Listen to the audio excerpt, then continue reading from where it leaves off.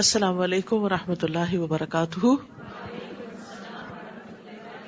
کیا حال ہے سب کا؟ الحمد للہ. کل کے پارے کے اہم نکات. مومن کے لیے اللہ کی تقدیر اس کی اپنی خواہش، اس کی اپنی مرضی سے زیادہ بہتر ہوتی ہے. علم حاصل کرنے کے لیے صبر شرط ہے. والدین میں اگر نیکی ہوگی تو انشاءاللہ وہ بچوں کو بھی فائدہ دے گی. اللہ سبحانہ و تعالیٰ کے فیصلوں پر راضی رہیں، خواہ وہ آپ کی دعاؤں اور آپ کی خواہشات کے برعکس ہی کیوں نہ ہو. باپ کی نیکی سے اولاد کے اندر بھی نیکی آتی. نیک والدین کی اولاد کی حفاظت کی جاتی ہے. نماز کو نہ پڑھنا یا دیر سے پڑھنا نماز کو ضائع کرنا ہے. اللہ کی رضا پہ راضی رہیں. علم کی دولت دنیا کی دولت سے بہتر ہے. عبادت کے لیے صبر اور سخت کوشش چاہیے ہوتی ہے. اللہ سبحانہ و تعالیٰ سے دعا کرتے ہوئے، مانگتے ہوئے عاجزی اختیار کریں، حسن ظن رکھیں اور اچھی امید رکھیں. علم، ایمان اور یقین کے اضافے کے لیے دعا کرنی چاہیے. السلام علیکم ورحمۃ اللہ وبرکاتہ. کیا حال ہے سب کا؟ الحمد للہ. نحمده ونصلی علی رسولہ الکریم، اما بعد فاعوذ باللہ من الشیطان الرجیم. بسم اللہ الرحمن الرحیم. رب اشرح لی صدری ویسر لی امری واحلل عقدۃ من لسانی یفقہوا قولی. قرآن مجید پڑھنے والوں کا جنت میں مقام. ابو ہریرہ رضی اللہ عنہ سے روایت ہے کہ رسول اللہ صلی اللہ علیہ وسلم نے فرمایا، قرآن قیامت کے دن اس آدمی کے روپ میں آئے گا جس کا رنگ اڑا ہوا ہوگا، اور اپنے ساتھی سے پوچھے گا، کیا تو مجھے پہچانتا ہے؟ پھر قرآن کہے گا، میں وہی ہوں جو تجھے راتوں کو بیدار اور دوپہروں کو پیاسا رکھتا تھا. یعنی رات کو قیام کے لیے اور دن کو پڑھنے کے لیے. اور یقیناً ہر تاجر اپنی تجارت کے پیچھے ہوتا تھا. یعنی بزنس والے بزنس کی طرف دوڑ رہے ہوتے تھے. اور میں آج ہر تاجر کو چھوڑ کر تیرے لیے ہوں. یعنی وہ جو دنیا کے پیچھے دوڑ رہے تھے، میں ان کے پیچھے نہیں جا رہا، کیونکہ تو میرے پیچھے آتا تھا، اس لیے آج میں تیرے پیچھے آیا ہوں. پھر اسے دائیں ہاتھ میں بادشاہت اور بائیں ہاتھ میں ہمیشگی دے دی جائے گی. اس کے سر پر وقار کا تاج رکھا جائے گا. اس کے والدین کو 2 عمدہ پوشاکیں پہنائی جائیں گی. وہ اس قدر بیش بہا قیمت کی ہوں گی، یعنی اتنی زیادہ قیمتی ہوں گی کہ دنیا و ما فیہا کی قیمت ان کا مقابلہ نہیں کر سکتی.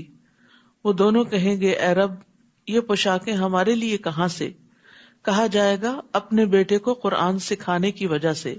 صاحب قرآن کو روز قیامت کہا جائے گا کہ پڑھتا جا اور جنت کے درجے چڑھتا جا، اور اسی طرح ٹھہر ٹھہر کر پڑھ جس طرح تو دنیا میں ٹھہر ٹھہر کر پڑھتا تھا. پس تیرا مقام وہ ہوگا جہاں تیری آخری آیت ہوگی. تو اللہ تعالیٰ سے دعا ہے کہ وہ ہمارے بچوں کو بھی اس کی توفیق دے، خود ہمیں بھی توفیق دے، اور قرآن کی قدر و قیمت کو سمجھنے کی توفیق دے. کیونکہ ہم سمجھتے ہیں وہ کوئی ایکسٹرا کام کر رہے ہیں، وہ ایکسٹرا کام ختم کر لے تو پھر مین سٹریم میں آ جائیں گے. یعنی قرآن کو ایک زائد یا فالتو کام نہیں سمجھنا چاہیے، اس کو اپنی جگہ ایک اہمیت دینی چاہیے. 17واں پارہ. اعوذ باللہ من الشیطان الرجیم. بسم اللہ الرحمن الرحیم. اقترب للناس حسابهم وهم في غفلة معرضون. ما يأتيهم من ذكر من ربهم محدث إلا استمعوه وهم يلعبون. لاهية قلوبهم وأسروا النجوى الذين ظلموا هل هذا إلا بشر مثلكم أفتأتون السحر وأنتم تبصرون. شروع کرتی ہوں اللہ کے نام سے جو بے انتہا مہربان نہایت رحم فرمانے والا ہے. اقترب للناس حسابهم وهم فی غفلۃ معرضون، لوگوں کے حساب کا وقت قریب آ پہنچا ہے جبکہ وہ ابھی تک غفلت میں منہ موڑے ہوئے ہیں۔ اشارہ ہے قرب قیامت کی طرف اور اس بات کی طرف کہ انسان کی موت قریب ہی ہے، یعنی جس سے انسان کو یہ پتا چل جائے گا کہ اب عمل کی مہلت ختم ہے اور اب حساب کا وقت ہے۔ جو شخص دنیا سے فوت ہو کر جاتا ہے اس کا قبر میں بھی ایک مختصر سا حساب ہوتا ہے، اس سے سوال کیے جاتے ہیں من ربو کا، ما دینو کا، من نبیو کا، اور جب انسان قیامت کے دن اٹھے گا تو اس سے باقاعدہ حساب لیا جائے گا۔ وہ حساب کس بارے میں ہوگا کہ اس نے زندگی کن کاموں میں گزاری، جوانی کہاں گزاری، اس نے مال کہاں سے کمایا اور کہاں خرچ کیا، اور جو علم حاصل کیا اس پر عمل کتنا کیا۔ تو اس لیے ہم میں سے ہر ایک کو اپنے آخری وقت کی اور اپنے حساب کتاب کی فکر ہونی چاہیے۔ تو ہر انسان کی موت اس کی قیامت ہی ہوتی ہے۔ نبی صلی اللہ علیہ وسلم نے فرمایا نہ میں دنیا سے ہوں نہ دنیا مجھ سے ہے۔ یہ تو وقتی طور پر جیسے ایک ٹرانزٹ میں آئے ہیں، رکے ہیں اور پھر آگے جانا ہے۔ بے شک مجھے اور قیامت کو اس طرح بھیجا گیا ہے کہ ہم ایک دوسرے سے آگے بڑھنے کی کوشش میں ہیں۔ رسول اللہ صلی اللہ علیہ وسلم کے ساتھی سہل بن سعد سے روایت ہے، وہ کہتے ہیں کہ رسول اللہ صلی اللہ علیہ وسلم نے مجھ سے فرمایا مجھے اور قیامت کو اس انگلی اور اس انگلی کی طرح بھیجا گیا ہے، یعنی آپ نے شہادت کی انگلی اور اس کے ساتھ والی انگلیاں دونوں کو اکٹھا کر دیا، یعنی آپ کے بعد اب اور کوئی نبی نہیں آئے گا بلکہ اب ہم قیامت کی طرف ہی جا رہے ہیں۔ اور ایک حقیقت ہے کہ دنیا کی ایگزسٹنس میں جتنا وقت گزر چکا ہے اس کے مقابلے میں اب آئندہ بہت تھوڑا باقی رہ گیا ہے اور قیامت قریب ہی ہے۔ ابی ابن کعب سے مروی ہے، وہ فرماتے ہیں جب رات کا تہائی حصہ گزر جاتا تو رسول اللہ صلی اللہ علیہ وسلم اٹھ کھڑے ہوتے اور فرماتے اے لوگو اللہ کو یاد کرو، اللہ کو یاد کرو، آ گئی کانپنے والی، اس کے بعد زلزلے کا ایک اور جھٹکا آ پڑے گا، آ گئی موت اپنی سختیوں کے ساتھ۔ تو یہاں پر ہم دیکھتے ہیں کہ نبی صلی اللہ علیہ وسلم لوگوں کو جو رات کا آخری حصہ بہت میٹھی نیند آنے کا وقت ہوتا ہے نا، تو اس وقت خبردار کر رہے ہیں کہ آ گئی کانپنے والی، یعنی قیامت زلزلے کے ساتھ آئے گی، اور آ گئی موت اپنی سختیوں کے ساتھ، یعنی بڑی قیامت تو بعد میں آئے گی لیکن چھوٹی قیامت جو موت ہے وہ بھی بہت قریب ہے اور موت کی اپنی سختیاں ہیں۔ نبی صلی اللہ علیہ وسلم نے یہ بھی فرمایا کہ جنت تم سے تمہارے جوتے کے تسمے سے بھی زیادہ قریب ہے اور اسی طرح آگ بھی۔ تو انسان جنت کے لیے کوشاں رہے۔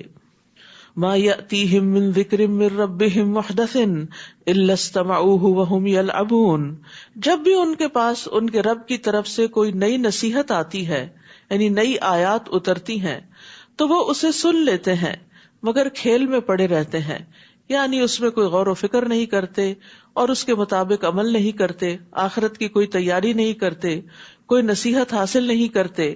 لاہیۃ قلوبہم واسروا النجوى الذین ظلموا، ان کے دل تو اور باتوں میں منہمک ہیں، یعنی آخرت کی فکر کرنے کی بجائے یہ دنیا کے بارے میں فکر مند ہے، اور یہ ظالم خفیہ مشورے کرتے ہیں کہ کیا یہ تمہارے جیسا بشر ہی نہیں، یعنی یہ بھی تو ایک انسان ہی ہے، پھر تم دیکھتے بھالتے اس کے جادو میں کیوں پھنستے ہو۔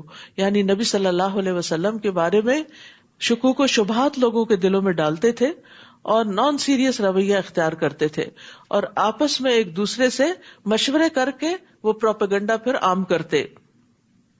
رسول نے کہا کہ آسمان اور زمین میں جو بھی بات ہو رہی ہو میرا رب اسے خوب جانتا ہے، کیونکہ وہ سب کچھ سننے اور جاننے والا ہے۔ یعنی اس قسم کی کانسپریسیز اور اس قسم کی وسپرنگ اور ایسی باتیں آپ تک بھی پہنچتی، لیکن تسلی کس بات سے ہوتی کہ میرا رب سن رہا ہے ان باتوں کو، وہ جانتا ہے، وہ خود ان سے نبٹ لے گا۔ تو بہت دفعہ ایسا ہوتا ہے کہ دین کی طرف بلانے والا جب لوگوں کو اللہ کی طرف بلاتا ہے، آخرت کی یاد دلاتا ہے، تو لوگ یہ دیکھنے کی بجائے کہ یہ کہہ کیا رہا ہے، وہ یہ دیکھنے لگتے ہیں یہ خود کون ہے، یہ کیا کرتا ہے۔ اور کوئی بھی انسان انسانوں کے معیار پہ پورا نہیں اتر سکتا۔ آپ جو چاہیں کر لیں، تھوڑی سی تعریف کریں گے اور بہت ساری تنقید کریں گے۔ آپ نیکی کے راستے پر ہوں، آپ غلط کام کر رہے ہوں، آپ اچھا کر رہے ہوں، برا کر رہے ہوں، لوگ اس پہ تبصرہ کرنے سے باز نہیں رہتے۔ تو اسی طرح پیغمبر علیہ السلام کے اوپر بھی وہ طرح طرح کے الزامات لگاتے تھے، ہر روز ایک نیا الزام لے کر آتے. تو اس پر آپ کا طرز عمل کیا ہوتا کہ میرے رب کو سب پتا ہے، میں کون ہوں، میری حقیقت کیا ہے، میں جو پیش کر رہا ہوں وہ کیا چیز ہے، اور جو اس کا نتیجہ ہے وہ کیا ہے، اور ان سب باتوں کو رب جانتا ہے، اس لیے فکر کی بات نہیں. بلکہ وہ تو یہ کہتے ہیں کہ یہ قرآن کی آیات پراگندہ خواب ہیں، یہ رات کو کوئی خواب دیکھتے ہیں اور صبح اٹھ کے ہمیں سنانے لگتے ہیں آیتوں کی شکل میں، نعوذ باللہ. بلکہ یہ اس کی اپنی خود ساختہ چیز ہے، اس کو اللہ کا کلام نہیں مانتے، نبی صلی اللہ علیہ وسلم کی گھڑی ہوئی بات سمجھتے، بلکہ یہ شاعر ہے. ورنہ اسے ہمارے پاس کوئی ایسا معجزہ لانا چاہیے جیسا کہ پہلے رسول معجزات دے کر بھیجے گئے تھے. حالانکہ جس بستی کو بھی ہم نے ان سے پہلے ہلاک کیا وہ ایمان نہیں لائی تھی، تو گویا اب یہ ایمان لائیں گے؟ یعنی پہلوں کو بھی معجزے دکھائے گئے، نہیں مانے تو یہ بھی ماننے والے نہیں. اور اے نبی، آپ سے پہلے ہم نے جتنے بھی رسول بھیجے وہ سب مرد ہی تھے جن کی طرف ہم وحی کرتے تھے.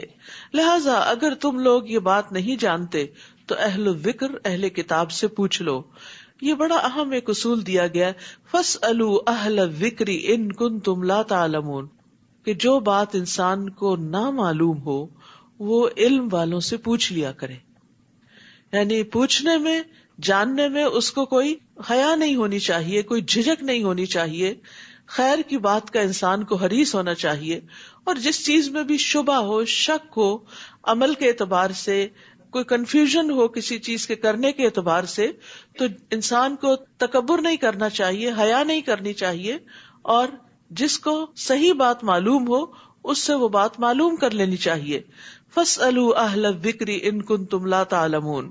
اور یہاں پر رسول اللہ صلی اللہ علیہ وسلم کی رسالت کے بارے میں کہا گیا ہے کہ اگر تمہیں آپ کی رسالت کے بارے میں کوئی شک ہے تو رسول کی نشانیاں کیا ہوتی ہیں یہ جاننے والوں سے پوچھ لو تاکہ تمہارا یہ شک دور ہو جائے. ہم نے ان رسولوں کے جسم ایسے نہیں بنائے تھے جو کھانا نہ کھاتے ہوں، اور وہ ہمیشہ رہنے والے بھی نہ تھے. پھر ہم نے ان رسولوں سے جو وعدہ کیا تھا اسے پورا کر دیا. ہم نے انہیں بھی بچا لیا اور جس جس کو ہم نے چاہا اسے بھی، اور حد سے آگے بڑھنے والوں کو ہلاک کر دیا. لوگوں، بلا شبہ یقیناً ہم نے تمہاری طرف ایسی کتاب نازل کی ہے جس میں تمہارا ہی ذکر ہے، کیا تم سمجھتے نہیں؟ یعنی یہ قرآن جو ہے یہ تمہاری ہی بات کرتا ہے، اس میں تمہارے متعلق گفتگو ہے، اس میں تمہارے اچھے اور برے اخلاق کا ذکر ہے، اس میں تمہارے اچھے اعمال کا ذکر ہے. اگر تم اس کو مضبوطی سے تھام لوگے اور جو کچھ اس میں ہے اس پر پوری طرح عمل پیرا ہو جاؤ گے تو اس میں تمہارا ہی شرف اور عزت ہے. ذکرکم کا مطلب شرف اور عزت. اور ایک معنی یہ بھی کیا گیا ہے کہ اس میں تمہارے ان دینی معاملات کا ذکر ہے جن کی تمہیں ضرورت ہوتی ہے، اور اس میں ایسی چیزیں ہیں جن پر عمل کرنے میں تمہاری زندگی ہے اور تمہاری کامیابی ہے. تو اللہ کی کتاب بعض لوگوں کے لیے عزت اور بلندی کا سبب بنتی ہے اور بعض لوگوں کے لیے ذلت کا سبب. عامر بن واصلہ سے روایت ہے کہ نافع بن عبد الحارث عمر رضی اللہ عنہ سے عثمان کے مقام پر ملے، اور عمر رضی اللہ عنہ نے انہیں مکہ کا عامل مقرر کیا ہوا تھا. تو حضرت عمر نے پوچھا کہ تم یہاں جو آئے ہو تو مکہ والوں پر کس کو عامل یا گورنر بنا کر آئے ہو؟ تو نافع نے کہا ابن ابزہ کو. انہوں نے کہا کہ ابن ابزہ کون ہے؟ کہنے لگے ہمارے آزاد کردہ غلاموں میں سے ایک غلام ہے، یعنی غلام ہے اور اب اتنے بڑے مرتبے تک پہنچ گیا. عمر نے کہا تم نے ایک آزاد کردہ غلام کو اپنا جانشین بنا ڈالا؟ انہوں نے کہا وہ اللہ عز و جل کی کتاب کو پڑھنے والا اور فرائض کا عالم ہے. عمر رضی اللہ عنہ نے کہا واقعی تمہارے نبی نے سچ فرمایا، بے شک اللہ اسی کتاب کے ذریعے بہت سے لوگوں کو اونچا کرتا ہے اور بہتوں کو اس کے ذریعے نیچے گراتا ہے.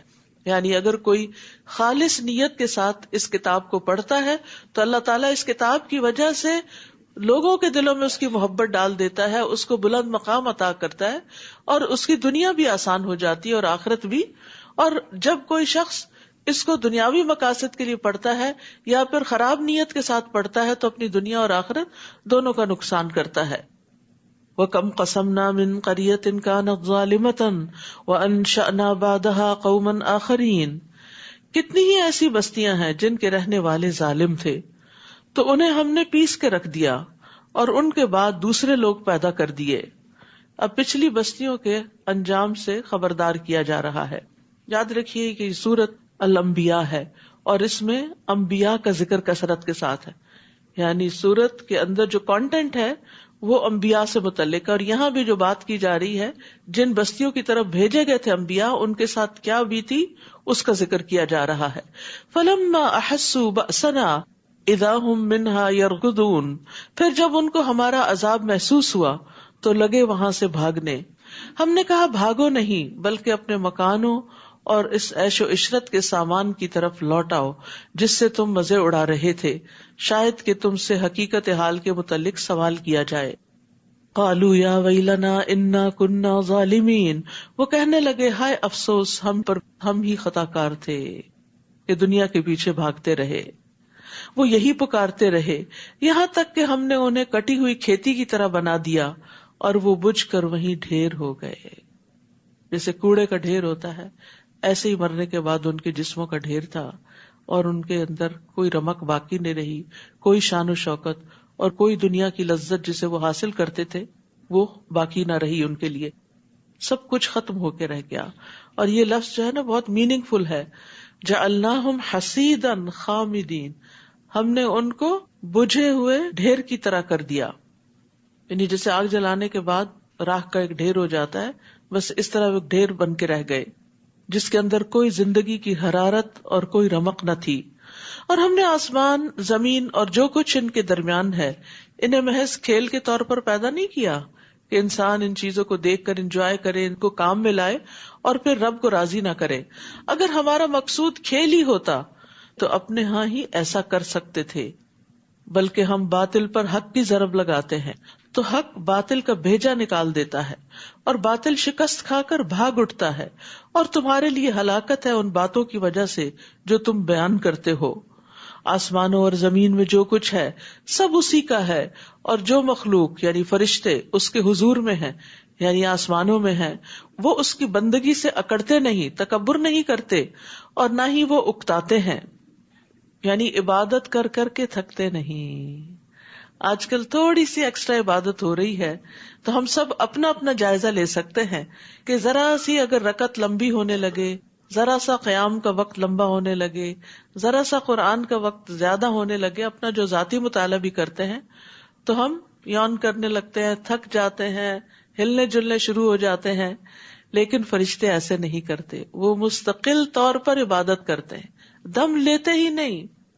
رسول اللہ صلی اللہ علیہ وسلم نے صحابہ سے پوچھا، کیا جو کچھ میں سن رہا ہوں تم سب بھی وہ سن رہے ہو؟ انہوں نے کہا ہم تو کوئی چیز نہیں سن رہے۔ آپ نے فرمایا بے شک میں تو آسمان کے چرچرانے کی آواز سن رہا ہوں۔ یہ اس طرح ہوتا ہے جیسے چارپائی پر اگر زیادہ لوگ بیٹھ جائیں نا تو اس کی چولیں ہلنے لگتی ہیں۔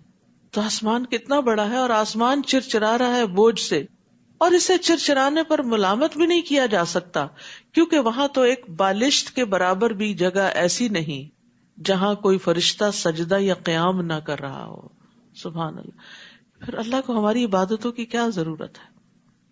اور وہ تو جب اللہ کی عبادت کرتے ہیں تو پوری طرح یکسو ہو کے کرتے ہیں۔ ہم بعض اوقات کھڑے تو اللہ کے حضور ہوتے ہیں اور سوچ دنیا کے بارے میں رہے ہوتے ہیں۔ ہماری کیا عبادت ہے؟ پھر بھی اللہ تعالیٰ نے فرشتوں سے انسان کو سجدہ کروایا کہ یہ اپنے شوق سے عبادت کرے گا۔ تو اللہ تعالیٰ ہمیں عبادت کی توفیق دے اور اس کی محبت عطا کرے، اور ہم اس کو اتنا معمولی نہ سمجھیں کہ ٹھیک ہے جو بھی ہو گیا سو ہو گیا، جیسی بھی ہو گئی، جتنی بھی ہو گئی خیر ہے۔ نہیں، اس میں ایک دوسرے سے آگے بڑھنے کی کوشش کریں۔ یسبحون اللیل والنہار لا یفترون، وہ دن رات اس کی تسبیح کرتے ہیں اور کبھی دم لیتے ہی نہیں، رکتے ہی نہیں، کنٹینیوس نان سٹاپ تسبیح۔ ہم زیادہ سے زیادہ کتنی دیر ذکر کر لیتے ہیں؟ ہم ذکر شروع کرتے ہیں، ادھر بچے نے کچھ کیا اس کو سمجھانے میں لگے، اس کے بعد خود بھی اپنا ذکر بھول گئے۔ کتنی دفعہ ایسا ہوتا ہے نا کہ ہم کوئی چیز شروع کرتے ہیں اور پھر اس کو آدھے میں ہی چھوڑ دیتے ہیں، پوری ہی نہیں کرتے، یا تھوڑی دیر کے بعد تھک جاتے ہیں یا اور چیزوں میں لگ جاتے ہیں جو ہماری زیادہ دل پسند ہے۔ اور اب تو ماشاءاللہ جب سے یہ اسمارٹ فونز آئے ہیں اس کے بعد ذکر کی جو مقدار ہے لازماً کم ہوئی ہے، کیونکہ ہم ہر تھوڑی دیر بعد جا کے پھر اس کو کھول کے بیٹھ جاتے ہیں، کوئی میسج تو نہیں. اور وہ جو ذکر کا سلسلہ ہوتا ہے وہ لازماً منقطع ہوتا ہے. تو اس لیے جب تک آپ اپنا ٹارگٹ پورا نہ کر لیں، ہر دن کا ایک ٹارگٹ سیٹ کریں کہ میں یہ اور یہ تسبیح کروں گی، درود شریف کی تسبیح کروں گی، استغفار کی کروں گی، آیت کریمہ کی کروں گی، یا حی یا قیوم برحمتک استغیث کی کروں گی، لا الہ الا اللہ وحدہ لا شریک لہ کی کروں گی. اور اس کے علاوہ بھی یا ذا الجلال والاکرام، سبحان اللہ والحمد للہ ولا الہ الا اللہ واللہ اکبر. تو دن کے ٹارگٹ سیٹ کیا کریں اور اس کے اوقات بھی اگر مقرر کر لیں تو پھر اس وقت انسان آٹومیٹیکلی ان اذکار کی طرف آ جاتا ہے. مثلا کھانا پکاتے ہوئے میں کنٹینیوسلی یہ ذکر کروں، کوئی ایک مقرر کر لیں. کلیننگ کے وقت یہ کروں گی، فلاں وقت یہ کروں گی، بستر پر جا کر سونے سے پہلے یہ کروں گی. تو اس سے کیا ہوگا کہ انشاءاللہ آپ کسی نہ کسی مقدار میں ضرور ذکر کر پائیں گے. لیکن اگر آپ نے ٹارگٹ نہیں سیٹ کیا نا، کوئی گول نہیں اپنا مقرر کیا، تو پھر کیا ہوگا؟ پھر یہی لڑکھڑاتے رہ گئے، کبھی کیا کبھی نہ کیا، کبھی تھوڑا کیا کبھی زیادہ کیا. اور پھر جب یہ پورے کر لیں اپنے ٹارگٹس، یعنی جیسے ڈرائیونگ کرتے ہوئے ایک ٹارگٹ آپ نے رکھا ہوا تو وہ پورے کر لیں، تو پھر اس کے بعد اپنے فونز اٹھائیں. ہر وقت کوئی ایمرجنسی نہیں ہوتی کہ ہمیں ہر وقت ہی میسج چیک کرنا ہے. اب تو ادب آداب بھی بھول گئے ہیں. کسی کی مجلس میں بیٹھے ہوئے ہوں، بچوں کے ساتھ بیٹھے ہوئے ہوں، شوہر کے ساتھ بیٹھے ہوئے ہوں، دھیان ادھر ہی ہے. مطلب حیرت کی بات ہے کہ جو سامنے والا ہے اس کی کوئی امپورٹنس نہیں، صرف وہی بہت امپورٹنٹ ہے جو نظروں سے غائب ہے، اور وہ جب نظروں میں آئیں گے تو وہ بھی بھول جائیں گے. تو اس لیے فون کے بھی اوقات مقرر کریں. اگر نماز کے اوقات مقرر ہے نا تو اس کے بھی اوقات مقرر کر لیں، اور ذکر کے بھی اوقات مقرر کریں تاکہ آپ اس زندگی سے کچھ فائدہ اٹھا لیں. کل حسرتیں نہ ہو کہ ہم نے اتنا وقت اس پہ لگا دیا. بچوں کے لیے تو ہم اسکرین ٹائم فکس کرتے ہیں تو اپنے آپ کو اس سے آزاد محسوس کرتے ہیں. کیا انہوں نے زمین میں ایسے الہ بنا رکھے ہیں جو انہیں عذاب الہی سے مر جانے کے بعد زندہ اٹھا کھڑا کریں گے؟ اگر زمین و آسمان میں اللہ کے سوا کوئی اور بھی الہ ہوتے تو زمین و آسمان کا نظام درہم برہم ہو جاتا. لہٰذا جو کچھ یہ لوگ بیان کرتے ہیں ان سے اللہ پاک ہے جو عرش کا مالک ہے. فسبحان اللہ رب العرش عما یصفون لا يسأل عما يفعل وهم يسألون. وہ جو کچھ کرتا ہے اس سے کوئی باز پرس نہیں کر سکتا، البتہ ان سے ضرور باز پرس ہوگی. یعنی اللہ تعالیٰ اپنی مخلوق کے بارے میں جو فیصلہ کرتا ہے مخلوق اس سے پوچھ نہیں سکتی کہ یا رب تو نے ہماری یہ تقدیر کیوں مقرر کی. اور اللہ اس مخلوق سے ان کے عمل کے بارے میں ضرور پوچھے گا، کیونکہ ساری مخلوق اللہ کی ملکیت ہے، اللہ کی غلام ہے. کیا انہوں نے اللہ کے علاوہ دوسرے الہ بنا رکھے ہیں؟ آپ ان سے کہیے اس پر اپنی کوئی دلیل تو لاؤ. یہ ذکر یعنی قرآن ان لوگوں کے لیے نصیحت ہے جو میرے ساتھ ہیں، یعنی نبی صلی اللہ علیہ وسلم کے، اور یہ ذکر تورات اور انجیل وغیرہ ان لوگوں کے لیے بھی جو مجھ سے پہلے تھے. یعنی اللہ نے پہلے لوگوں کے لیے بھی ذکر بھیجا اور محمد صلی اللہ علیہ وسلم کی امت کے لیے بھی، مگر ان میں سے اکثر لوگ حق بات کو نہیں جانتے، لہٰذا وہ اس سے منہ پھیر لیتے ہیں. اور آپ سے پہلے ہم نے جو بھی رسول بھیجا اس کی طرف یہی وحی کرتے رہے کہ میرے سوا کوئی الہ نہیں، لہٰذا صرف میری ہی عبادت کرو. مشرکین کہتے ہیں کہ رحمان کی اولاد ہے. اللہ ایسی باتوں سے پاک ہے، بلکہ وہ تو اس کے معزز بندے ہیں، غلام ہیں. یعنی ساری مخلوق اللہ کی تابعدار ہے، وہ اس کے حضور بڑھ کر نہیں بولتے، بس اسی کے حکم پر عمل کرتے ہیں. اللہ ان بندوں کے سامنے کے ظاہری احوال کو بھی جانتا ہے اور پوشیدہ احوال کو بھی، اور وہ صرف اسی کے حق میں سفارش کر سکیں گے جس کے لیے اللہ راضی ہو، اور وہ ہمیشہ اس کے خوف سے ڈرتے رہتے ہیں. اور ان میں سے جو شخص یہ کہے کہ اللہ کے علاوہ بھی الہ ہوں اسے ہم جہنم کی سزا دیں گے، اور ہم ظالموں کو ایسی ہی سزا دیتے ہیں. استغفر اللہ. اولم یر الذین کفروا ان السماوات والارض کانتا رتقا ففتقناہما وجعلنا من الماء کل شیء حی افلا یؤمنون. کیا ان کافروں نے اس بات پر غور نہیں کیا؟ کیا انہوں نے دیکھا نہیں؟ اولم یرا، انہوں نے اب دیکھ نہیں لیا کیا کہ آسمان اور زمین آپس میں گڈمٹ تھے، ایک تھے. ففتقناہما، پھر ہم نے ان کو الگ الگ کیا. اور اب سائنس کا بھی نظریہ کیا ہے؟ بگ بینگ کے ذریعے وہ بڑا گولا جو ہے وہ مختلف حصوں میں پھٹ گیا. پھر ہم نے انہیں الگ الگ کیا اور ہر جاندار چیز کو پانی سے زندگی بخشی. یہ باتیں ایسی ہیں کہ جو نبی صلی اللہ علیہ وسلم کے زمانے میں ڈسکور نہیں ہوئی تھی، لیکن وحی کے ذریعے آپ کو بتائی گئی. پھر بھی یہ لوگ اللہ تعالیٰ کی خلاقی پر ایمان نہیں لاتے. اور جہاں تک ہر جاندار چیز کو پانی سے پیدا کیا گیا، اس کے بارے میں ایک حدیث میں آتا ہے، ابو ہریرہ کہتے ہیں کہ ایک مرتبہ وہ نبی صلی اللہ علیہ وسلم کے پاس آئے اور کہا، یا رسول اللہ صلی اللہ علیہ وسلم، جب میں آپ کو دیکھتا ہوں تو میرا دل ٹھنڈا ہو جاتا ہے اور آنکھوں کو قرار آ جاتا ہے، بس آپ مجھے ہر چیز کی اصل بتائیے. تو آپ نے فرمایا، ہر چیز پانی سے پیدا کی گئی ہے. ہر چیز ابتدا میں پانی تھی اور پھر ٹھوس مائع گیس میں وہ تقسیم ہو گئی. اور ہم نے زمین میں پہاڑ بنائے تاکہ وہ انہیں لے کر ہچکولے نہ کھائے.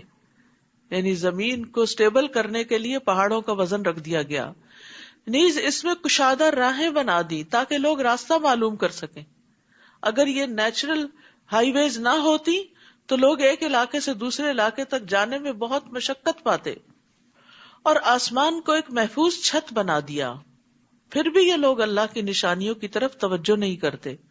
تو یاد رکھیے، اللہ کی نشانیوں کی طرف توجہ کرنا، غور و فکر کرنا، یہ بھی عبادت ہے اور یہ بھی ہمارے لیے لازم ہے. جس طرح قرآن کی آیات کو پڑھنا ضروری ہے، اسی طرح کائنات کی آیات کو اسٹڈی کرنا بھی ضروری ہے اور ان علوم کو حاصل کرنا بھی ضروری ہے جس سے یہ کام آسان ہو. اور ایسے علوم کو عبادت کی نیت سے حاصل کرنا چاہیے تاکہ وہ مشکل کام آسان ہو جائے اور انسان یہ نہ سوچے کہ میرا وقت ضائع ہو رہا ہے. ورنہ بہت سے بچے جب قرآن حفظ کر کے دین کا علم حاصل کر کے یونیورسٹی جاتے ہیں تو اتنا مزہ نہیں آتا، ذرا ٹف لائف ہوتی ہے، تو وہ کہتے ہیں ہمارا وقت ضائع ہو رہا ہے، ہمارا دل نہیں لگ رہا. تو ان کو یہی نصیحت کریں کہ یہ علوم پڑھنا بھی اس نیت کے ساتھ کہ اللہ تعالیٰ کی تخلیق کے بارے میں ہمیں گہرائی عطا کرتے ہیں، یہ بھی سراسر عبادت ہے. وہی تو ہے جس نے رات اور دن اور سورج اور چاند کو پیدا کیا. یہ سب سیارے اپنے اپنے مدار میں تیر رہے ہیں. اے نبی، آپ سے پہلے بھی ہم نے کسی انسان کے لیے دائمی زندگی تو نہیں رکھی، ہمیشہ کے لیے تو کوئی بھی اس دنیا میں نہیں آیا. اگر آپ مر جائیں تو کیا یہ ہمیشہ زندہ رہیں گے؟ تو یاد رکھیے، انبیاء کو بھی دنیا سے جانا ہوتا ہے، وہ بھی فوت ہوتے ہیں. رسول اللہ صلی اللہ علیہ وسلم نے فرمایا، جبریل میرے پاس آئے اور کہا، اے محمد صلی اللہ علیہ وسلم، جیسے چاہو زندگی گزارو، بالآخر مرنا تو ہے. جس کو چاہو اپنا محبوب بنا لو، یقیناً تجھے بالآخر اس سے جدا تو ہونا ہے. یعنی اس دنیا میں انسان جیسی چاہے زندگی بسر کرے لیکن مرنا تو ہے ہی. جتنا چاہے دنیا کا سامان اکٹھا کر لے، آرائشوں اور آسائشوں کے سامان اور زینت کے سامان اکٹھے کر لے دنیا میں، اور جس چیز کی چاہے محبت اختیار کر لے، لیکن ایک دن یہ سب کچھ چھوڑ کے جانا ہے. یاد رکھیے، جس انسان کے پاس جتنا زیادہ ہوتا ہے نا، اس کو اتنی ہی تکلیف زیادہ ہوتی ہے اس دنیا کو چھوڑنے کی. اسی لیے آپ نے اپنے خاندان میں اور دیگر لوگوں سے، بزرگ خواتین کے قصے سن رکھے ہوں گے کہ جب میری ساس فوت ہوئی تو ان کے پاس بس 2 جوڑے کپڑے تھے اور ایک چھوٹا سا باکس تھا اور بس یہ چند گنے چنے آئٹمس تھے ان کے پاس. تو خوش قسمت ہوتے ہیں ایسے لوگ جو اپنی ذمہ داریاں ادا کر کے، جو اللہ نے ان کو زندگی میں دیا، اپنے ہاتھوں سے تقسیم کر کے، صدقہ خیرات کر کے، اور مختصر سی زندگی رکھتے ہیں اینڈ میں. یعنی اس کا نہیں مطلب جوانی میں بہت کچھ اکٹھا کرنا چاہیے، ضرورت کا ہی ہو تو انسان کا وقت بچتا ہے.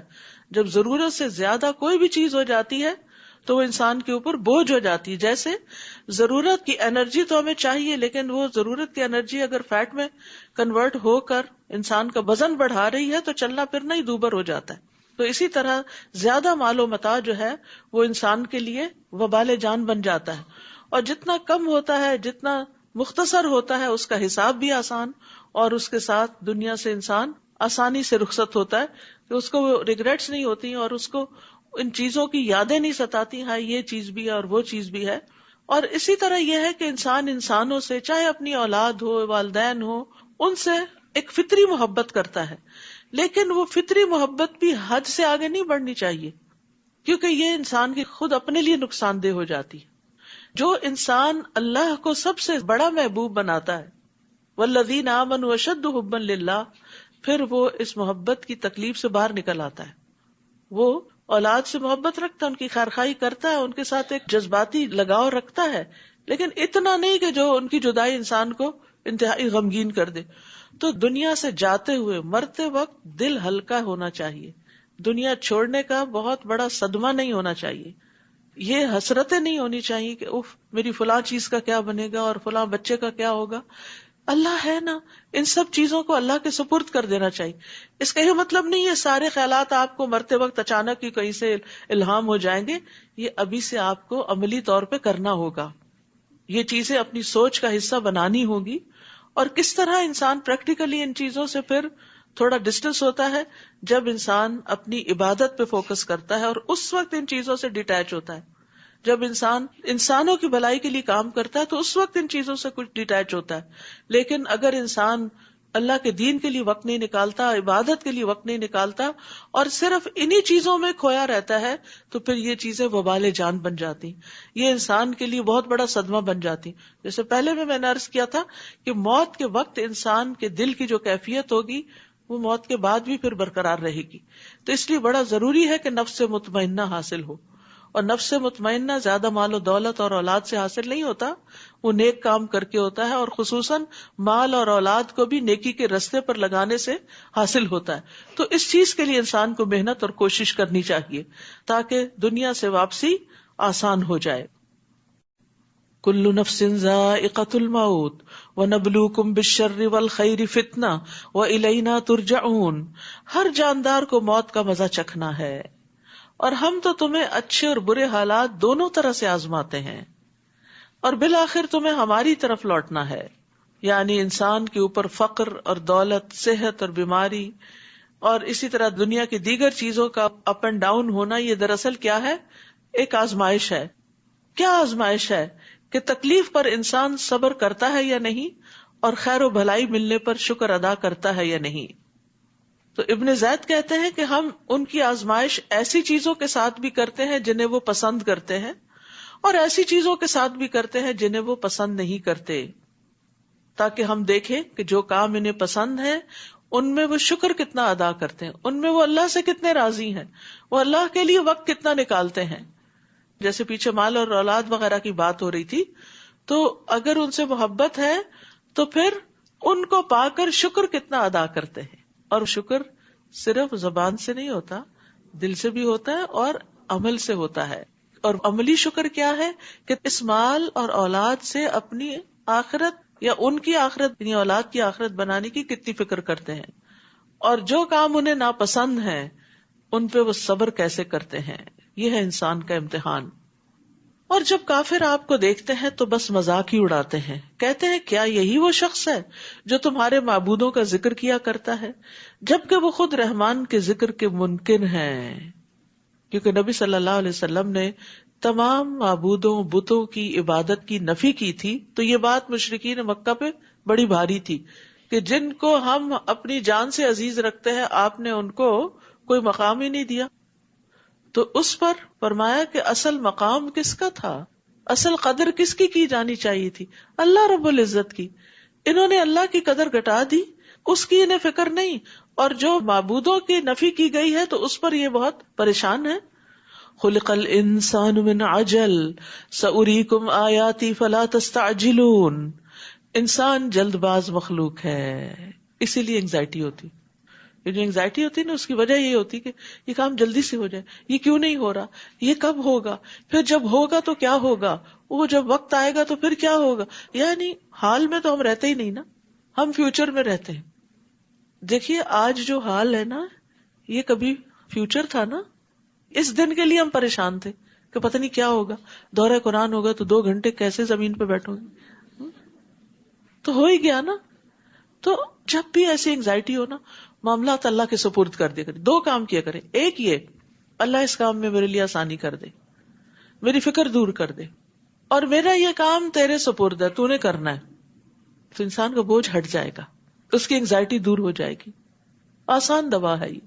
صرف اپنے ذہن کو بدلے، اپنی سوچ کو بدلے. ارے بچوں کا کیا ہوگا، ان کی شادی کا کیا ہوگا، پتہ نہیں کس سے شادی ہوگی، پتہ نہیں بچے ہوں گے کہ نہیں ہوں گے، پتہ نہیں، بس ابھی یہ سب کچھ ایگزسٹ ہی نہیں کرتا. تو یہ جو خوف اور مستقبل کی پریشانی ہے نا، اس پر انگزائٹی کا ہونا، یہ انسان کے عجلت پسند ہونے کی وجہ ہے. اللہ تعالیٰ فرماتے سأریکم آیاتی، میں ضرور تمہیں اپنی نشانیاں دکھلاؤں گا، فلا تستعجلون، جلدی کا مطالبہ نہ کرو کہ نشانیاں کیوں نہیں آ جاتی. اب یہ دونوں طرح سے، یعنی مسلمان بھی کیا چاہتے تھے کہ جلدی سے کوئی معجزہ نظر آئے کہ ہماری بات سچی ثابت ہو جائے، اور جو دوسرے تھے وہ بھی یہ کہ نشانی کیوں نہیں آتی کہ پتہ چلے، یعنی وہ بھی عذاب جلدی مانگتے تھے.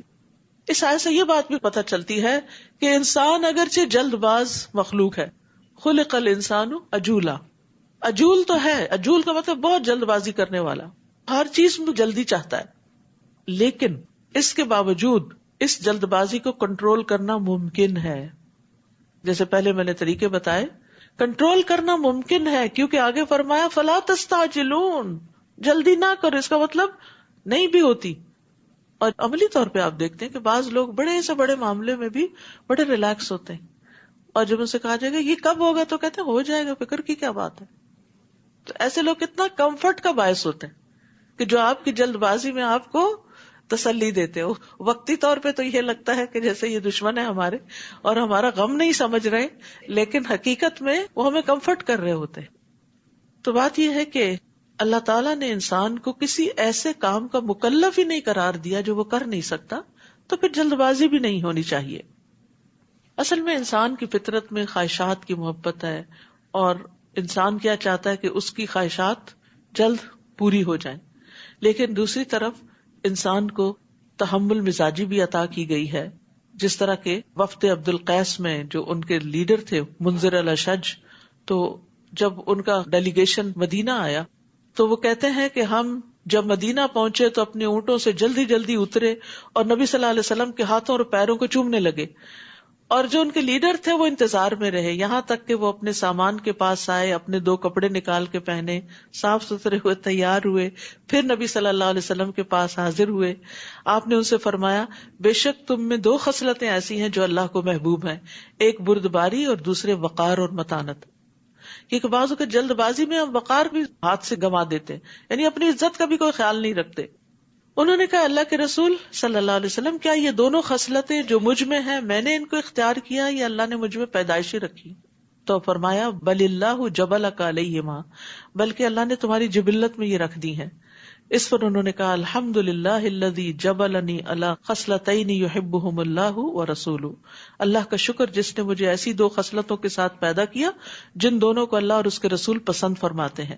اب اس میں آپ دیکھیے کہ آپ نے ان لوگوں کی نسبت ان کی تعریف کی جو آرام سے آئے.